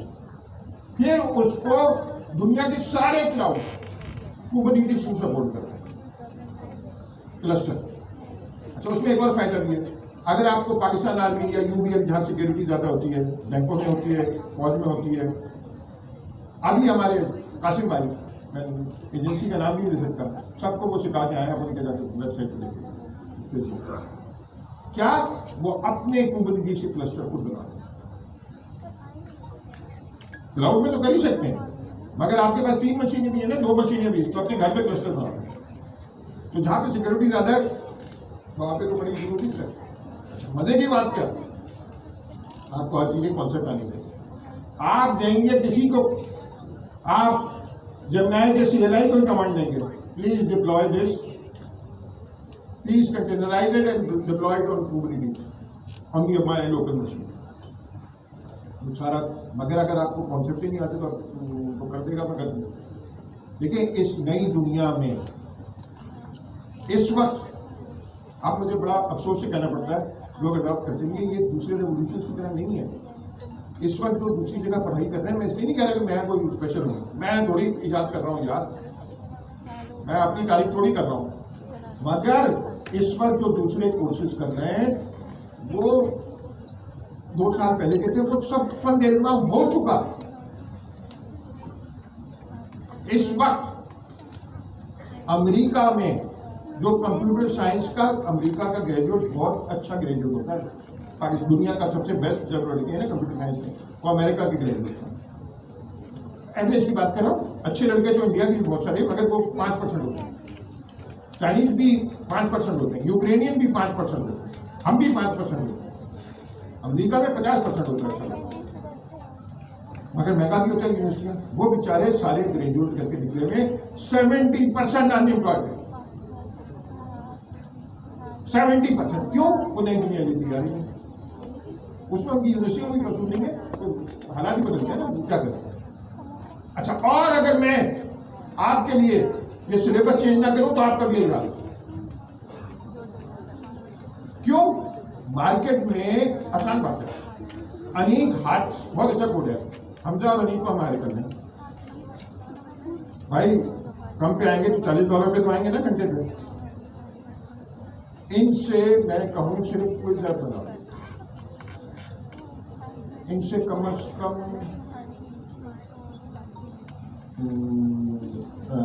2 महीने लगेंगे सब टेस्टिंग वेस्टिंग डिप्लॉय कम्युनिटीज पे, सब 3 महीने लगते हैं।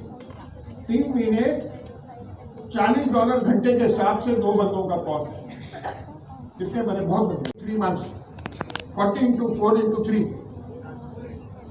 500 घंटे, 500 घंटे into 40 कितने बने?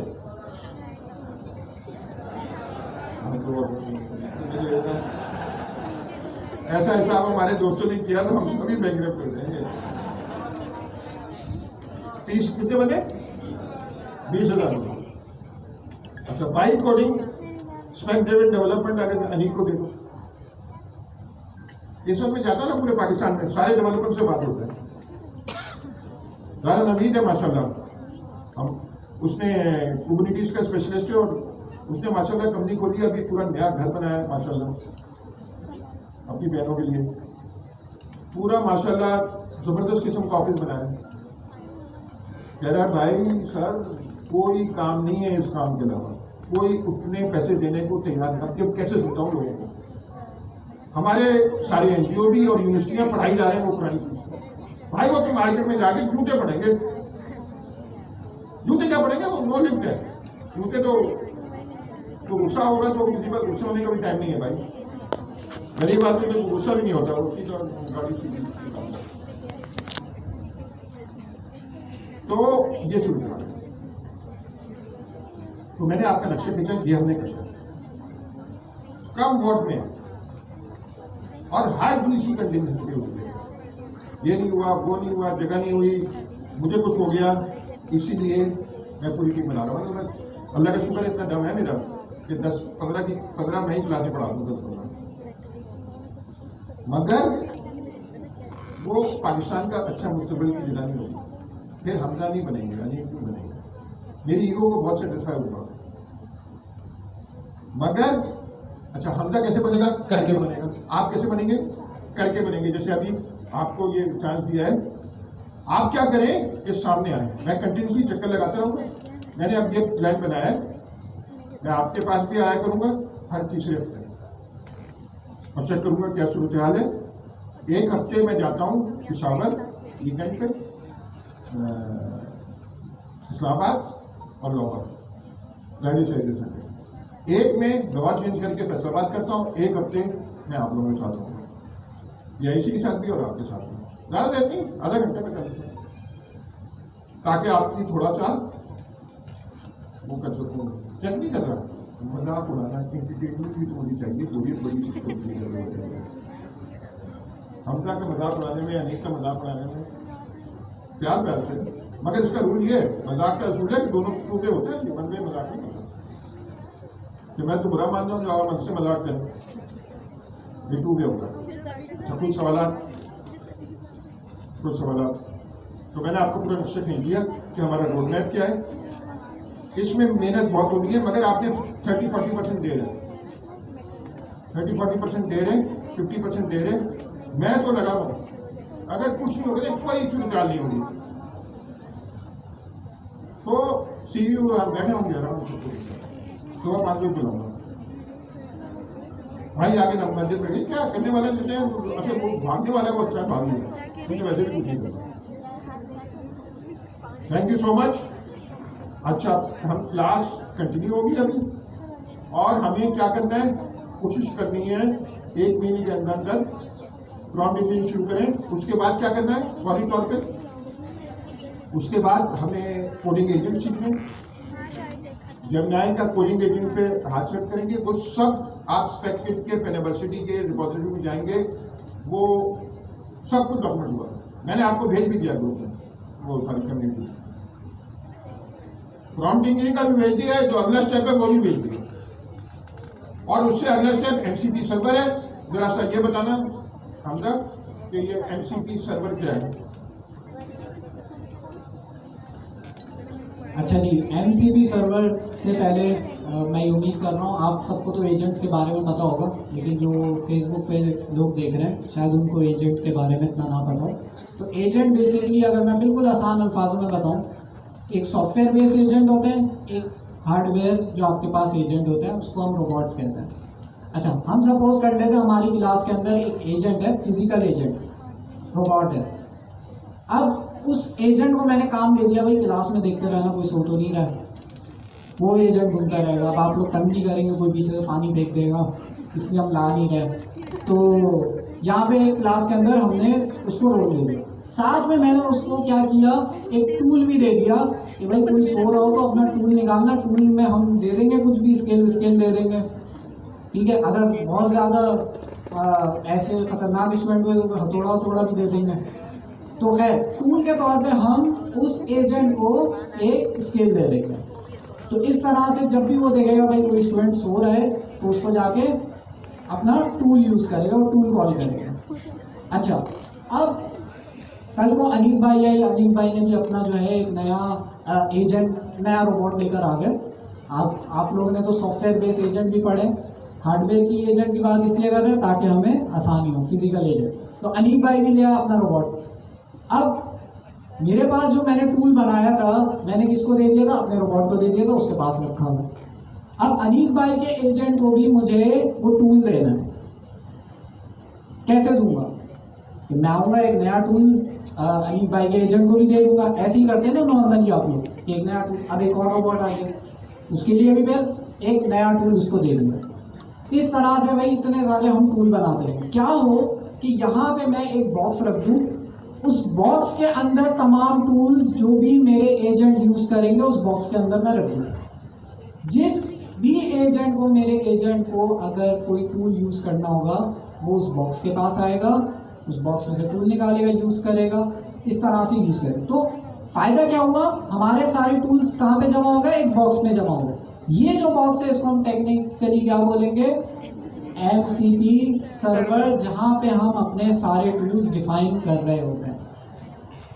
कल को जब आप एजेंट्स वगैरह बनाएंगे तो बहुत सारी कंपनीज ऐसी हैं, उन्होंने क्या किया हुआ है कि टूल्स तो दिए हुए अपने, लेकिन एक स्टैंडर्ड तरीके से दिए हुए हैं, MCP सर्वर दिए हुए हैं जिसको आप इजीली यूटिलाइज कर सकते हैं। मुझे गिटहब पे रिपोजिटरी बनानी है, मैं LLM से जाके बोलूंगा भाई गिटहब पे रिपोजिटरी बना दो, तो क्या करेगा, गिटहब का MCP सर्वर यूज करेगा और वहां पे ऑटोमेटिकली वो रिपोजिटरी बना देगा। तो स्टैंडर्ड तरीका हमें मिल गया MCP सर्वर देने। अच्छा, अच्छा जल्दी से नाम गिन लेते हैं, फिर एक पाकिस्तान जिंदाबाद कहते हैं और क्लास कंटिन्यू आप लोग। मैं जाके बस रोड पे जाने का सोच रहा हूँ, मगर अकेले में मजा नहीं आएगा, आप लोग नहीं होंगे, मगर एक लिहाज से ज्यादा मजा आएगा ये सोच के कि ये तो सारे पढ़ाई कर रहे हैं, मैं निहारी खा रहा हूँ। अच्छा, open AI agent kit number 1 नाम, पाइथन तो आपको पता ही है, फिर ओपन AI एजेंट SDK, और फिर CLI tools, LLM CLI tools, उसमें क्या है, Claude code, Gemini CLI, number 3 Qwen CLI, Qwen code है। इसके अलावा ओपन AI का क्या, कोडेक्स, इसके ऊपर स्पेक किट प्लस जो हमने 4 की है गिटहब के स्पेक किट से, और फिर डिप्लॉयमेंट के लिए डॉकर, कुबरनेटिस। अगर छोटे छोटे काम है तो डॉकर में कंटेनर करके माइक्रो सर्विसेज है, माइक्रो सर्विसेज, तो वो आप कंटेनर पे चलाते हैं, इस पे कुबरनेटिस पे। और अगर बड़े काम कराने हैं जो 2 घंटे चलना है तो आप किस पे कराते हैं, डिस्ट्रीब्यूटेड कंप्यूटिंग में RAY। अच्छा, अब जाते जाते एक तो मैंने रेंज चेक लिख दिया ना। अच्छा, मुझे खुद भी नहीं पता था, ये अमेरिका की टर्म है कि आप अगर जाते हैं ना, कोई डील चल रही है ना, तो आप अगर उनके पास स्टॉक खत्म हो जाए तो आपको लिख के दे देंगे कि यार बाद में आने जब स्टॉक आ जाएगा, तो ये रेंज चेक हो गया। तो रेंज चेक आपको एक और देने का आखिरी, कौन आन के ये बताएगा कि ऐप SDK OpenAI की वो भी आई है, मगर अभी पूरी नहीं आई है। कॉन्सेप्ट आ गया है, SDK आ गई है, मगर अभी नहीं आई है पूरी। तो अभी जब वो आएगी तो फिर हम देखेंगे कौन आके समझाएगा।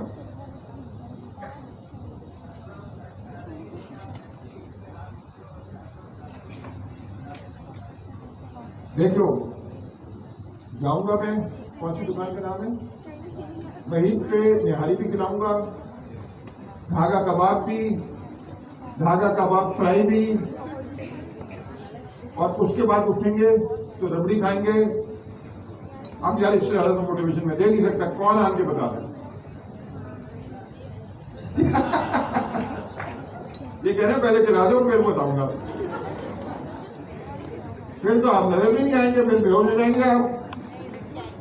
कोई आ रहा है?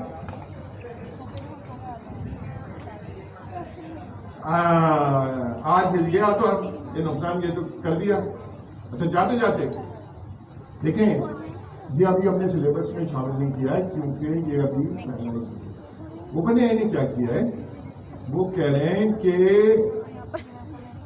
आप ChatGPT का इस्तेमाल कर रहे हैं ना, ChatGPT पे उसके अंदर आप एप्लीकेशन बना रहे, एक तरह से उनका एक्सटेंड हो जाएगा। मिसाल के तौर पर आपने ChatGPT कहा, ChatGPT I want to learn Python from university.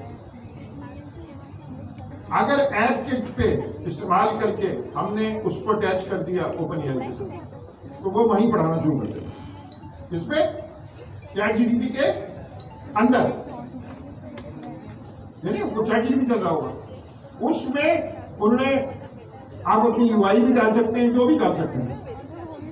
मगर अभी ये आगे चल के देखेंगे इसको, ये अगर करना भी होगा तो 10-15 दिन से ज्यादा काम नहीं, अगर हमने बाकी काम कर लिए। तो ये हमारी दुनिया है। मैं जाके रबड़ी तो खाऊंगा ही, तुम लोगों को खाऊंगा, तुम्हारे मुंह में पानी तो आए। हमारे एक दोस्त हैं इस्लामाबाद में, मैं उनके लिए रबड़ी ले गया, ये तो बहुत मीठी है। फिर मैं उनके लिए निहारी ले गया, तेरे से तो बहुत अच्छे। फिर मैं उनके लिए बिरयानी ले गया, तो उन्होंने कहा कि इसमें भी बहुत अच्छे। तो वो लोग क्या खाते हैं? पुलाव, और उसको कहते क्या है? बिरयानी। अच्छा, निहारी की जगह क्या खाते हैं सुबह सुबह? मुर्ग छोले। अच्छा, मैं फैसलाबाद गया, हमारे साथ नजार भाई हैं सैलानी के, वो मेरे साथ थे। सुबह उन्होंने 7 बजे मुझे उठा रहे, क्या भाई क्या भाई, कह रहे सर पाए आए। मैं कभी कह रहे थे फैसलाबाद की सौगात है, मैंने सुबह 7 बजे में पाए खाऊंगा। तो हर जगह के, और लाहौर में तो हमारे दोस्त थे, वो कहने लगे सर अभी आपको खिलाता हूँ। क्या कह रहे हैं? लस्सी। चलो लस्सी पीने गए, उन्होंने क्या किया, लस्सी इतना बड़ा ग्लास लोहे का, उसमें पेड़े भी डाल दिए। मैंने पेड़े वाली लस्सी, मैंने एक घूंट लिया। अगर हमजा खा लेना वो लस्सी पी ले, या नहीं भी है, ये पतले पतले हैं, ये तो बचेंगे नहीं। ओके जी, thank you so much. Pakistan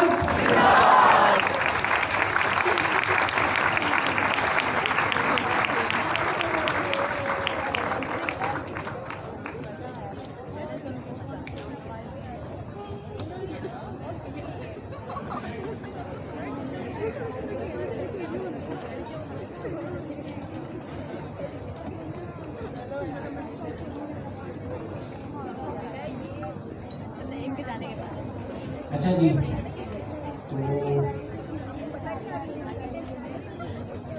हम कहाँ पर थे भाई? प्रॉम्प्ट इंजीनियरिंग के हम टॉपिक को डिस्कस कर रहे थे।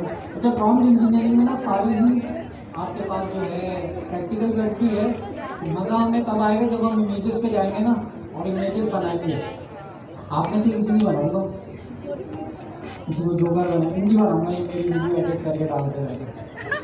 ये लिंक्डइन पे वीडियो एडिट करता है, पता नहीं कोई गाना वाना पीछे लगा देते, वो डाल देते। इनकी हम पिक्चर उठाएंगे, ये बैठेंगे। नहीं ये वाले हाँ इनको याद रखूंगा। तो जब हम इमेज पे पहुंचेगा तो याद दिलाएगा। अच्छा जी, तो हमारे पास कोऑर्डिनेटर कितने अवेलेबल है? ठीक है, हम एक काम करते हैं कि पहले एक काम करते हैं, जो आधा टॉपिक रह गया था ना उसको जल्दी से क्विकली जो है रिकैप करते हैं। जो टेम्परेचर वगैरह थे, टॉप की थे, टॉप के था, तो सिंपली हमने क्या पढ़ा? LLM क्या है? Prediction engine. ठीक है, प्रिडिक्शन इंजन के अंदर क्या करता है वो?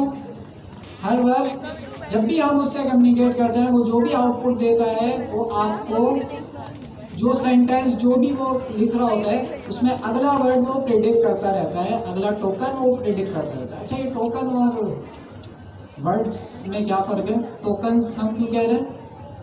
क्या एक वर्ड एक टोकन के बराबर होता है? जरूरी नहीं है, जरूरी नहीं है। वो आपके पास टोकनाइजेशन का पूरा टॉपिक है, लेकिन आपके पास आप समझिए एक सेंटेंस अगर मैं लिख रहा हूँ तो जरूरी नहीं कि जितने वर्ड्स हैं उतने ही टोकन्स बन रहे हो। आप जो है गूगल पे जाके सर्च कर सकते हैं टोकन कैलकुलेटर, तो इस तरह से आप सर्च करेंगे आपके पास आए। आप उसको सेंटेंस देंगे, पूरे सेंटेंस में से एक एक वर्ड या आधा आधा वर्ड भी निकाल के टोकन्स बना रहा होगा। ठीक है, तो इस तरह से हम समझते हैं कि जो भी LLM जनरेट करता है टोकन्स, वो आपके पास आते जाते हैं, आपके पास आउटपुट नजर आ रहा होता है। अच्छा, तो ये प्रिडिक्शन इंजन हमें समझ आ गया। टेम्परेचर, टेम्परेचर आसान अल्फाजों में बिल्कुल कि भाई हम टेम्परेचर डिफाइन करते हैं जब भी LLM से बात कर। अच्छी प्रैक्टिकली कहाँ पे टेस्ट करके देखें? जेमिनी पे जाके देखेंगे, वहां पे ये टेम्परेचर वाला तो मिलेगा ही नहीं। ओपन चैट GPT खोलेंगे, वहां टेम्परेचर जैसी कोई चीज मिलेगी? आप लोगों ने लास्ट क्वार्टर में जो एजेंट्स बनाए थे वहां मिल जाएगी, यहाँ नहीं मिलेगी। तो अब क्या करें? तो आपके पास एक ऑप्शन है गूगल AI स्टूडियो। हम क्विकली रिकैप कर रहे हैं। हाँ, स्क्रीन ये इंग्लिश हमने छोड़ी नहीं है, अभी वापसी आ जाएंगे, लेकिन क्विकली हम जो है ना रिकैप कर लेते हैं। अच्छा जी, तो जब आप गूगल AI स्टूडियो को खोलेंगे तो ये वही जेमिनी वाली चीज़ है, इसमें जेमिनी ही यूज़ हो रहा है, लेकिन ये आपको साइट पे और भी चीज़ें देता है जिस पे आप टेस्टिंग वगैरह कर सकते हैं, जैसे सिस्टम इंस्ट्रक्शंस हो गए।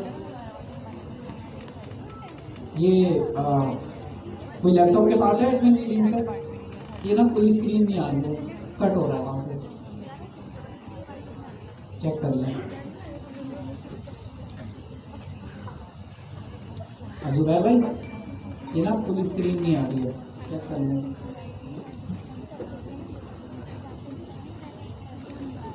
ठीक है, तो लेफ्ट साइड पर अगर आप देखें तो टेम्परेचर वाली चीज सेटिंग आ रही है। तो टेम्परेचर अगर मैं बिल्कुल आसानी से करूँ तो टेम्परेचर बढ़ा दूँ तो क्या होगा? बुखार हो जाएगा? नहीं, नहीं, क्रिएटिविटी बढ़ जाएगी। यहाँ टेम्परेचर क्या रखा है मैंने? 1 रखा है। ये एक आध डब्बे खाली है बीच बीच में से, तो ये फिक्स हो जाएंगे। वहाँ मैंने देखा है असेंबली का कुछ सामान भी रखा है, तो हो जाएंगे। लेकिन फिलहाल टेम्परेचर हमने रखा है 1। 1 का मतलब ये है कि रैंडम जवाब देगा।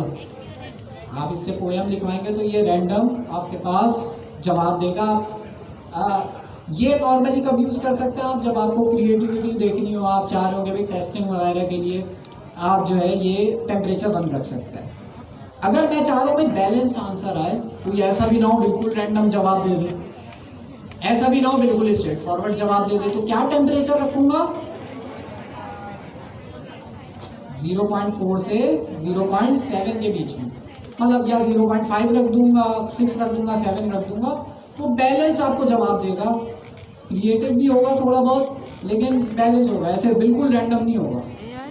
ठीक है, अब आप पूछो is the founder of Pakistan, studio बिल्कुल रैंडम जवाब आ रहा है। अल्लाह में एक बार तो ये टेम्परेचर 1 में अब तो बहुत स्मार्ट हो गया है, लेकिन एक एग्जांपल दे रहा हूँ कि रैंडम भी जवाब देगा। अच्छा, अगर मैं इसको 0 रख दूं, टेम्परेचर 0 कर दूं, फिर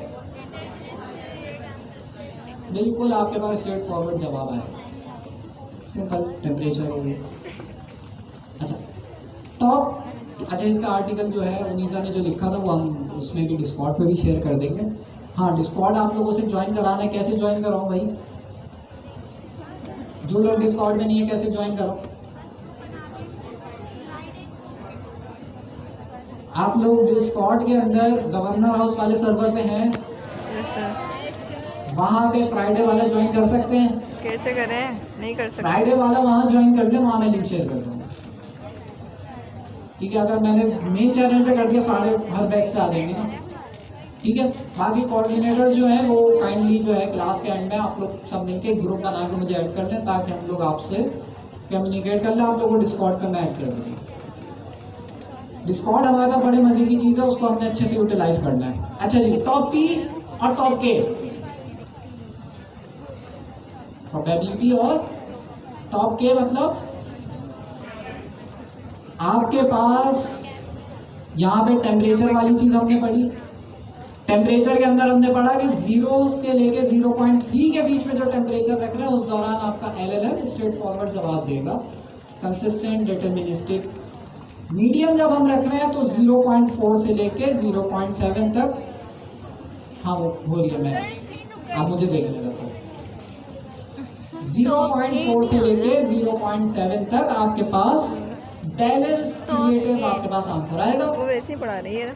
0.8 से लेके 1 तक नीचे करो। क्रिएटिव, बहुत ज्यादा क्रिएटिव। ठीक है, तो ये एक्सपेक्ट कर सकते हैं, ये सब लिखा हुआ है डॉक्यूमेंट में। वो वैसे ही हाँ, मैं कह रहा था आपको टॉप के और टॉप पी। मैंने आपको बताया एलएलएम क्या करता है, प्रिडिक्ट करता है। मैं एलएलएम से पूछूं कि भाई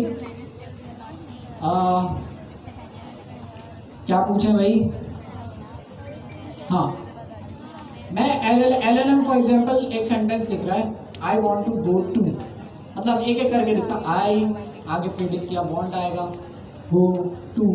अब अगला वर्ड क्या प्रिडिक्ट करेगा, कैसे पता है? बहुत सारे वर्ड्स प्रिडिक्ट कर सकता है, वांट टू गो टू, बीच हो सकता है, पार्क हो सकता है, और क्या हो सकता है, क्लास हो सकता है, बहुत सारी चीजें हो सकती हैं। अब एलएलएम कैसे प्रिडिक्ट करेगा कि भाई अगला कौन सा वाला मैं सेलेक्ट करूं, इतने सारे आ रहे हैं। अगर हम लोग गवर्नर हाउस की मार्केट में बैठ के ये बात कर रहे हैं तो उसको कॉन्टेक्स्ट दिया हुआ है पहले से कि भाई हम मार्केट में बैठे हैं, लेकिन उसके बाद जब वो सोच रहा होगा, सोच तो नहीं रहा होगा, जब वो प्रिडिक्ट कर रहा होगा आगे का वर्ड, तो कैसे प्रिडिक्ट करता है, उसके बाद मल्टीपल ऑप्शन आते हैं। जैसे एक ऑप्शन आ गया बीच, एक ऑप्शन आ गया मार्की, एक ऑप्शन आ गया पार्क, 3 आ गया। अब 3 ऑप्शन में से वो सेलेक्ट करता है कौन सा वाला उठाना, वो भी रैंडमली कर लेता है। 3 ऑप्शन हमने उसने पहले निकाले, पहले 10 भी हो सकता है, 3 निकाले उसने, 3 में से उसने फिर रैंडमली आपके पास सेलेक्ट करके ऐड कर दिया। अच्छा, जब मैं टॉप के डिफाइन करता हूँ, टॉप के अंदर हम यही बताते हैं कि वो जो आपने 3 वर्ड प्रिडिक्ट करे हैं ना, उसमें से कितने में से निकालना है। फॉर एग्जाम्पल मैंने टॉप के रखा,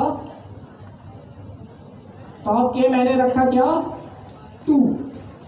टॉप के में हम जो है ना वैल्यूज रखते हैं, 2 हो गया, 3 हो गया, 4 हो गया, ये शेयर हो जाए तो दिखा भी दे रहा हूँ, वैल्यूज रखते हैं 2, 3, 4 इस तरह से।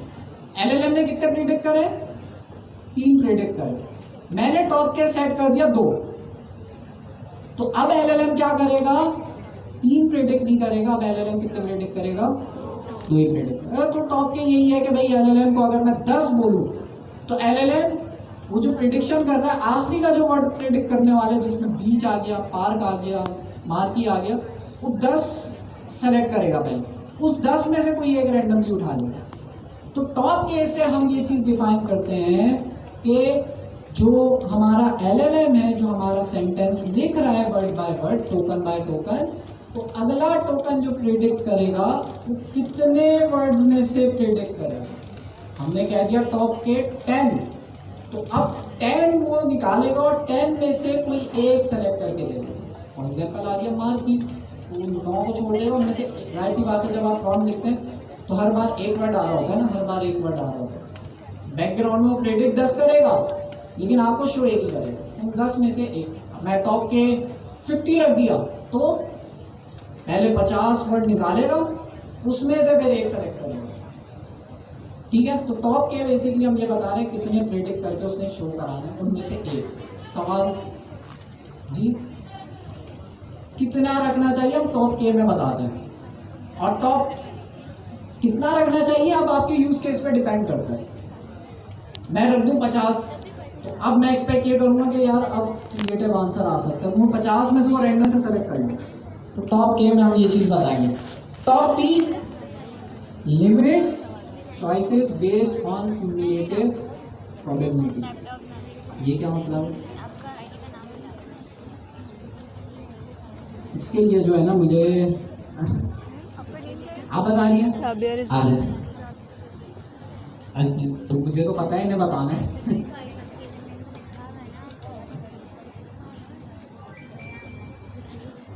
अच्छा, उनीजा ने यकीनन डायग्राम भी बनाई होगी। उनीजा आप कोशिश करेगा कि जो है ना वो डिस्प्ले में आ रहा हो।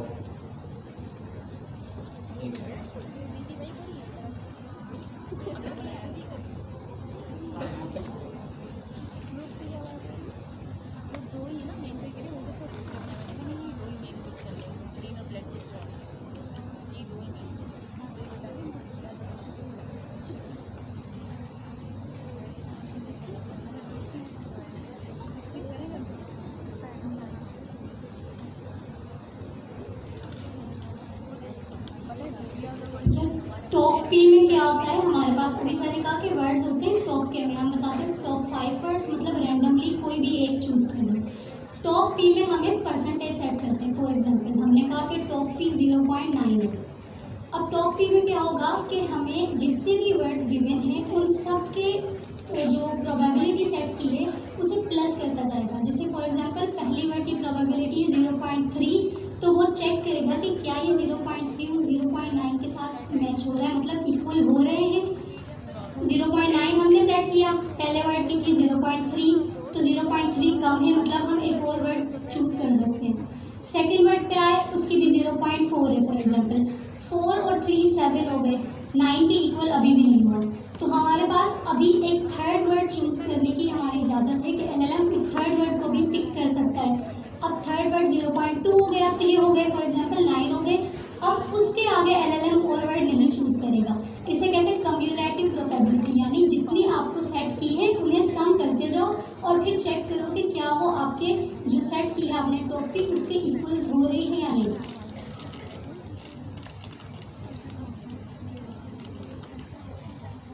जैसे एग्जांपल है द सन इज, अब कुछ वर्ड्स गिवन है ब्राइट, हॉट, शाइनिंग, काफ़ी सारे वर्ड्स हैं और सबके आगे कुछ उसकी प्रोबेबिलिटी दी हुई है, कुछ नंबर सेट किए हैं। अब टॉप पी में हमारे पास अगर हम टॉप पी सेट करते हैं, जैसे फॉर एग्जांपल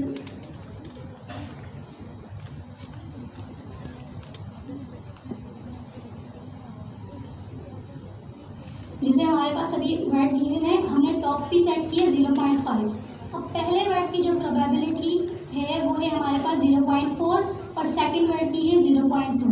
तो 0.40 और 0.25 को प्लस करके चेक किया जाएगा कि जो सेट की है यानी 0.5 उसके अकॉर्डिंग बनती है या नहीं, और उन्हीं वर्ड में से एलएलएम फिर रैंडमली चूज करेगा।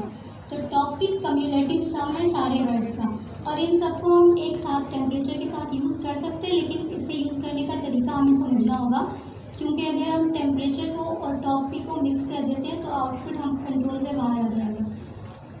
तो स्मार्ट पी का मतलब होता है कि काफ़ी कम वर्ड हमारे पास चूज़ होंगे, और लार्ज पी का मतलब है जितने ज़्यादा वर्ड उतने ज़्यादा एलएलएम को चूज़ करने होंगे। और टॉपिक सर ने समझा दिया।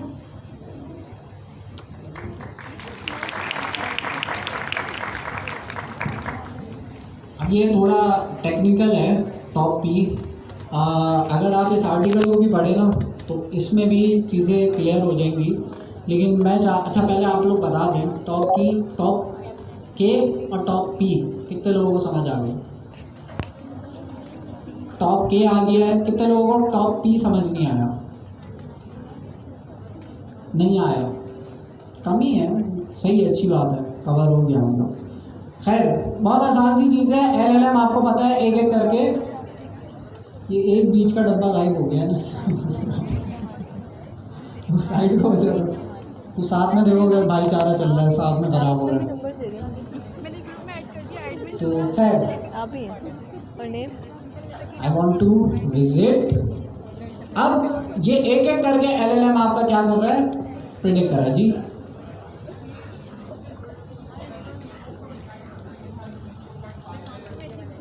LLM उसके अंदर जो है ना पूरा आर्किटेक्चर है और वो पूरा अलग टॉपिक है, लेकिन हमें उतना डीप में जाने की ज़रूरत नहीं है। वो फिर अलग फील्ड आ जाती है डेटा साइंटिस्ट की, जिसके अंदर हम न्यूरल नेटवर्क कैसे काम कर रहा होता है, अंदर क्या क्या चीज़ें होती हैं वो आ जाती है। लेकिन LLM ही आपका डिसाइड कर रहा होता है। हम जो टॉप पी है उससे कंट्रोल कर रहे होते हैं कि हमारा जो जवाब है वो कैसा आना चाहिए। तो अब LLM ने बैकग्राउंड में प्रिडिक्ट कर रहा है ना, अगला वर्ड प्रिडिक्ट कर रहा है, वो विजुअली नहीं देख सकते, वो अपने पास कर रहे हैं ना अपने LLM अपने जो अच्छा चलें। आप जो कॉन्टेक्स्ट प्रोवाइड करते हैं ना, प्रोबेबिलिटीज जो होती हैं वो सारी उसकी बेसिस के ऊपर जनरेट होती हैं। कि एक मिसाल है, एप्पल की बात करिए भाई, आपने LLM से पूछा व्हाट इज एप्पल, तो अब एप्पल से एक फ्रूट एप्पल भी है और एक ब्रांड एप्पल भी है।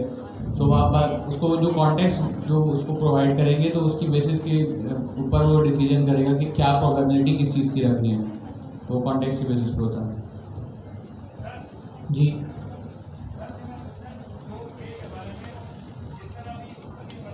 हाँ वही कर रहा है ना, पहले मैं ये कर लूँ फिर उसके बाद आप पूछ लेना, क्या पता आपका सवाल क्लियर हो जाए। अच्छा जी, तो LLM ने बैकग्राउंड में क्या चीज़ सोची, इस तरह से बहुत सारे वर्ड सोचे होंगे जो जो हमारे कॉन्टेक्स्ट में आ रहा होगा। अब हम इससे पहले जाहिर सी बात है कुछ बातचीत कर रहे होंगे ChatGPT के साथ या किसी के साथ, उसके बाद मैंने बोला आई वॉन्ट टू विजिट।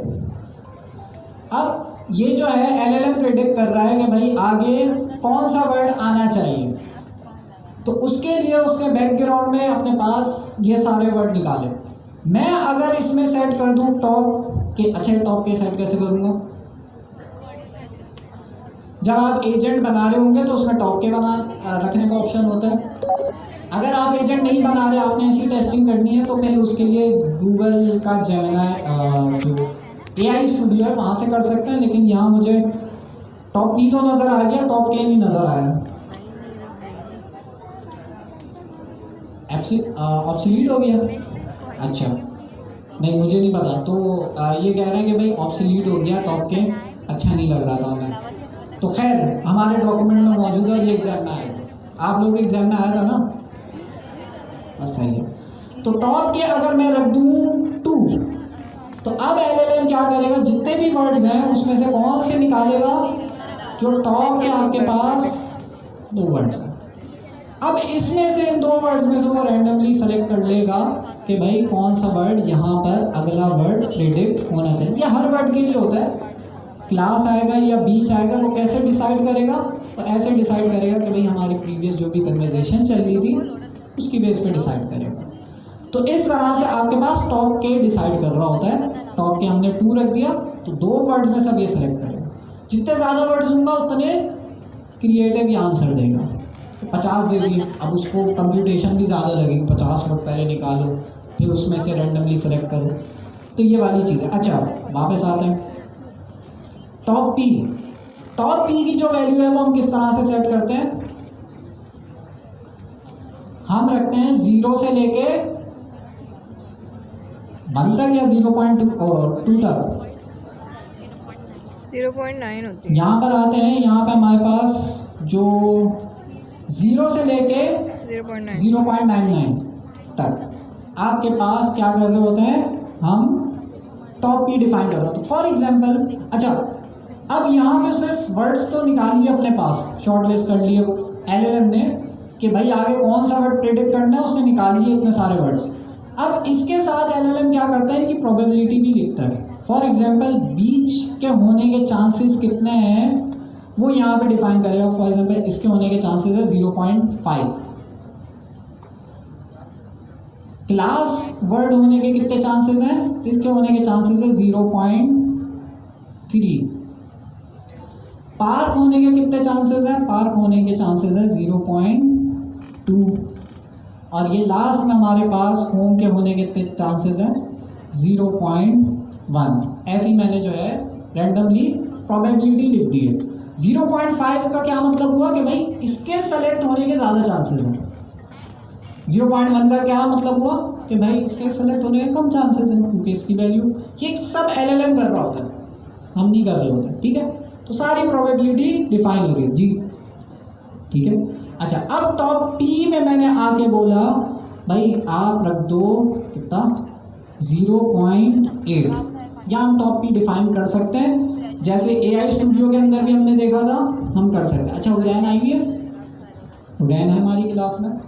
नहीं है? क्लास कंटेंट कौन डालेगा?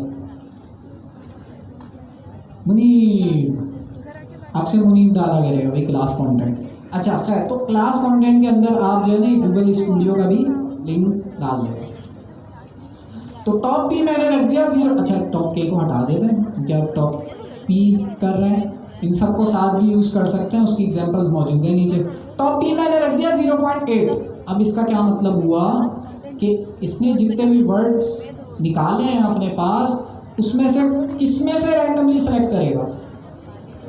मैंने यहाँ लिखा है 0.8। इसका मतलब ये है कि भाई पहला वर्ड आ रहा है बीच, जिसकी वैल्यू क्या है, जिसकी प्रोबेबिलिटी क्या है? 0.5। तो इसको उठालेगा? नहीं, इसको भी उठाएगा। और हमने क्या वैल्यू रखी है? 0.8 रखी है ना। तो इसमें क्या करता है, जो भी वर्ड्स होते हैं उनकी सारी प्रोबेबिलिटी को प्लस करके शॉर्ट लिस्ट करता है। तो अगला वर्ड था हमारे पास क्लास, इसकी क्या प्रोबेबिलिटी थी? 0.3। इन दोनों को जब मैं मिलाऊं 0.3 और 0.5 तो क्या बनेगा टॉप P? 0.8। तो अगर मैं इसको जितना बढ़ाऊंगा उतने ही ये ज़्यादा वर्ड सेलेक्ट करेगा, शॉर्ट लिस्ट करेगा, उतने ही ज़्यादा वर्ड शॉर्ट लिस्ट। मैं कर दूँ 0.99, तो उतने ही वर्ड ये शॉर्ट लिस्ट करेगा। और शॉर्ट लिस्ट करने के बाद अब इसमें से एक इनमें से रैंडमली पिक करेगा, ठीक है, एक पिक कर लेगा रैंडमली जी।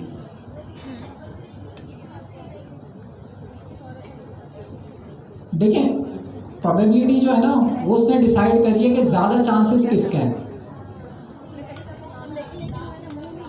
नहीं, ऐसे नहीं कर। अब अगर आप कह रही है ना कि भाई आप चाह रही है कि पार्क आ जाए, किसी तरह से पार्क ऊपर आ जाए,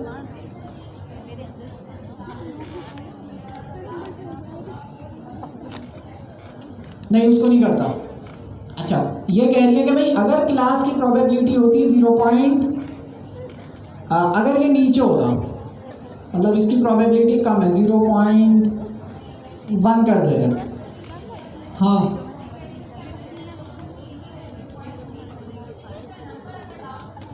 देखिए नंबर तो लास्ट में नहीं होगा ना, प्रोबेबिलिटी। अब ये LLM निकाल रहा है बहुत सारे वर्ड्स, अब निकाल किस बेसिस पे रहा है? इसकी वैल्यू। आप इसका नाम अगर आप समझने के लिए इसको नीचे भी लिख दो 0.3 हो, तब भी LLM ऊपर से निकालना शुरू करेगा। 0.5 को पहले निकालेगा, फिर क्योंकि ये नंबर बता रहा है कि कौन से वर्ड होने की ज़्यादा चांसेस है, प्रोबेबिलिटी किसकी ज़्यादा है। 0.3 मतलब इसके होने के ज़्यादा चांसेस है, 0.5 मतलब इसके और ज़्यादा चांसेस है जी। अब पूछ लें आप सवाल। हाँ, ऐसे ही होगा डिसेंडिंग ऑर्डर में, प्रोबेबिलिटी के हिसाब से 0.5 जी। हाँ, आप पूछ लें, मैं भूल गया था।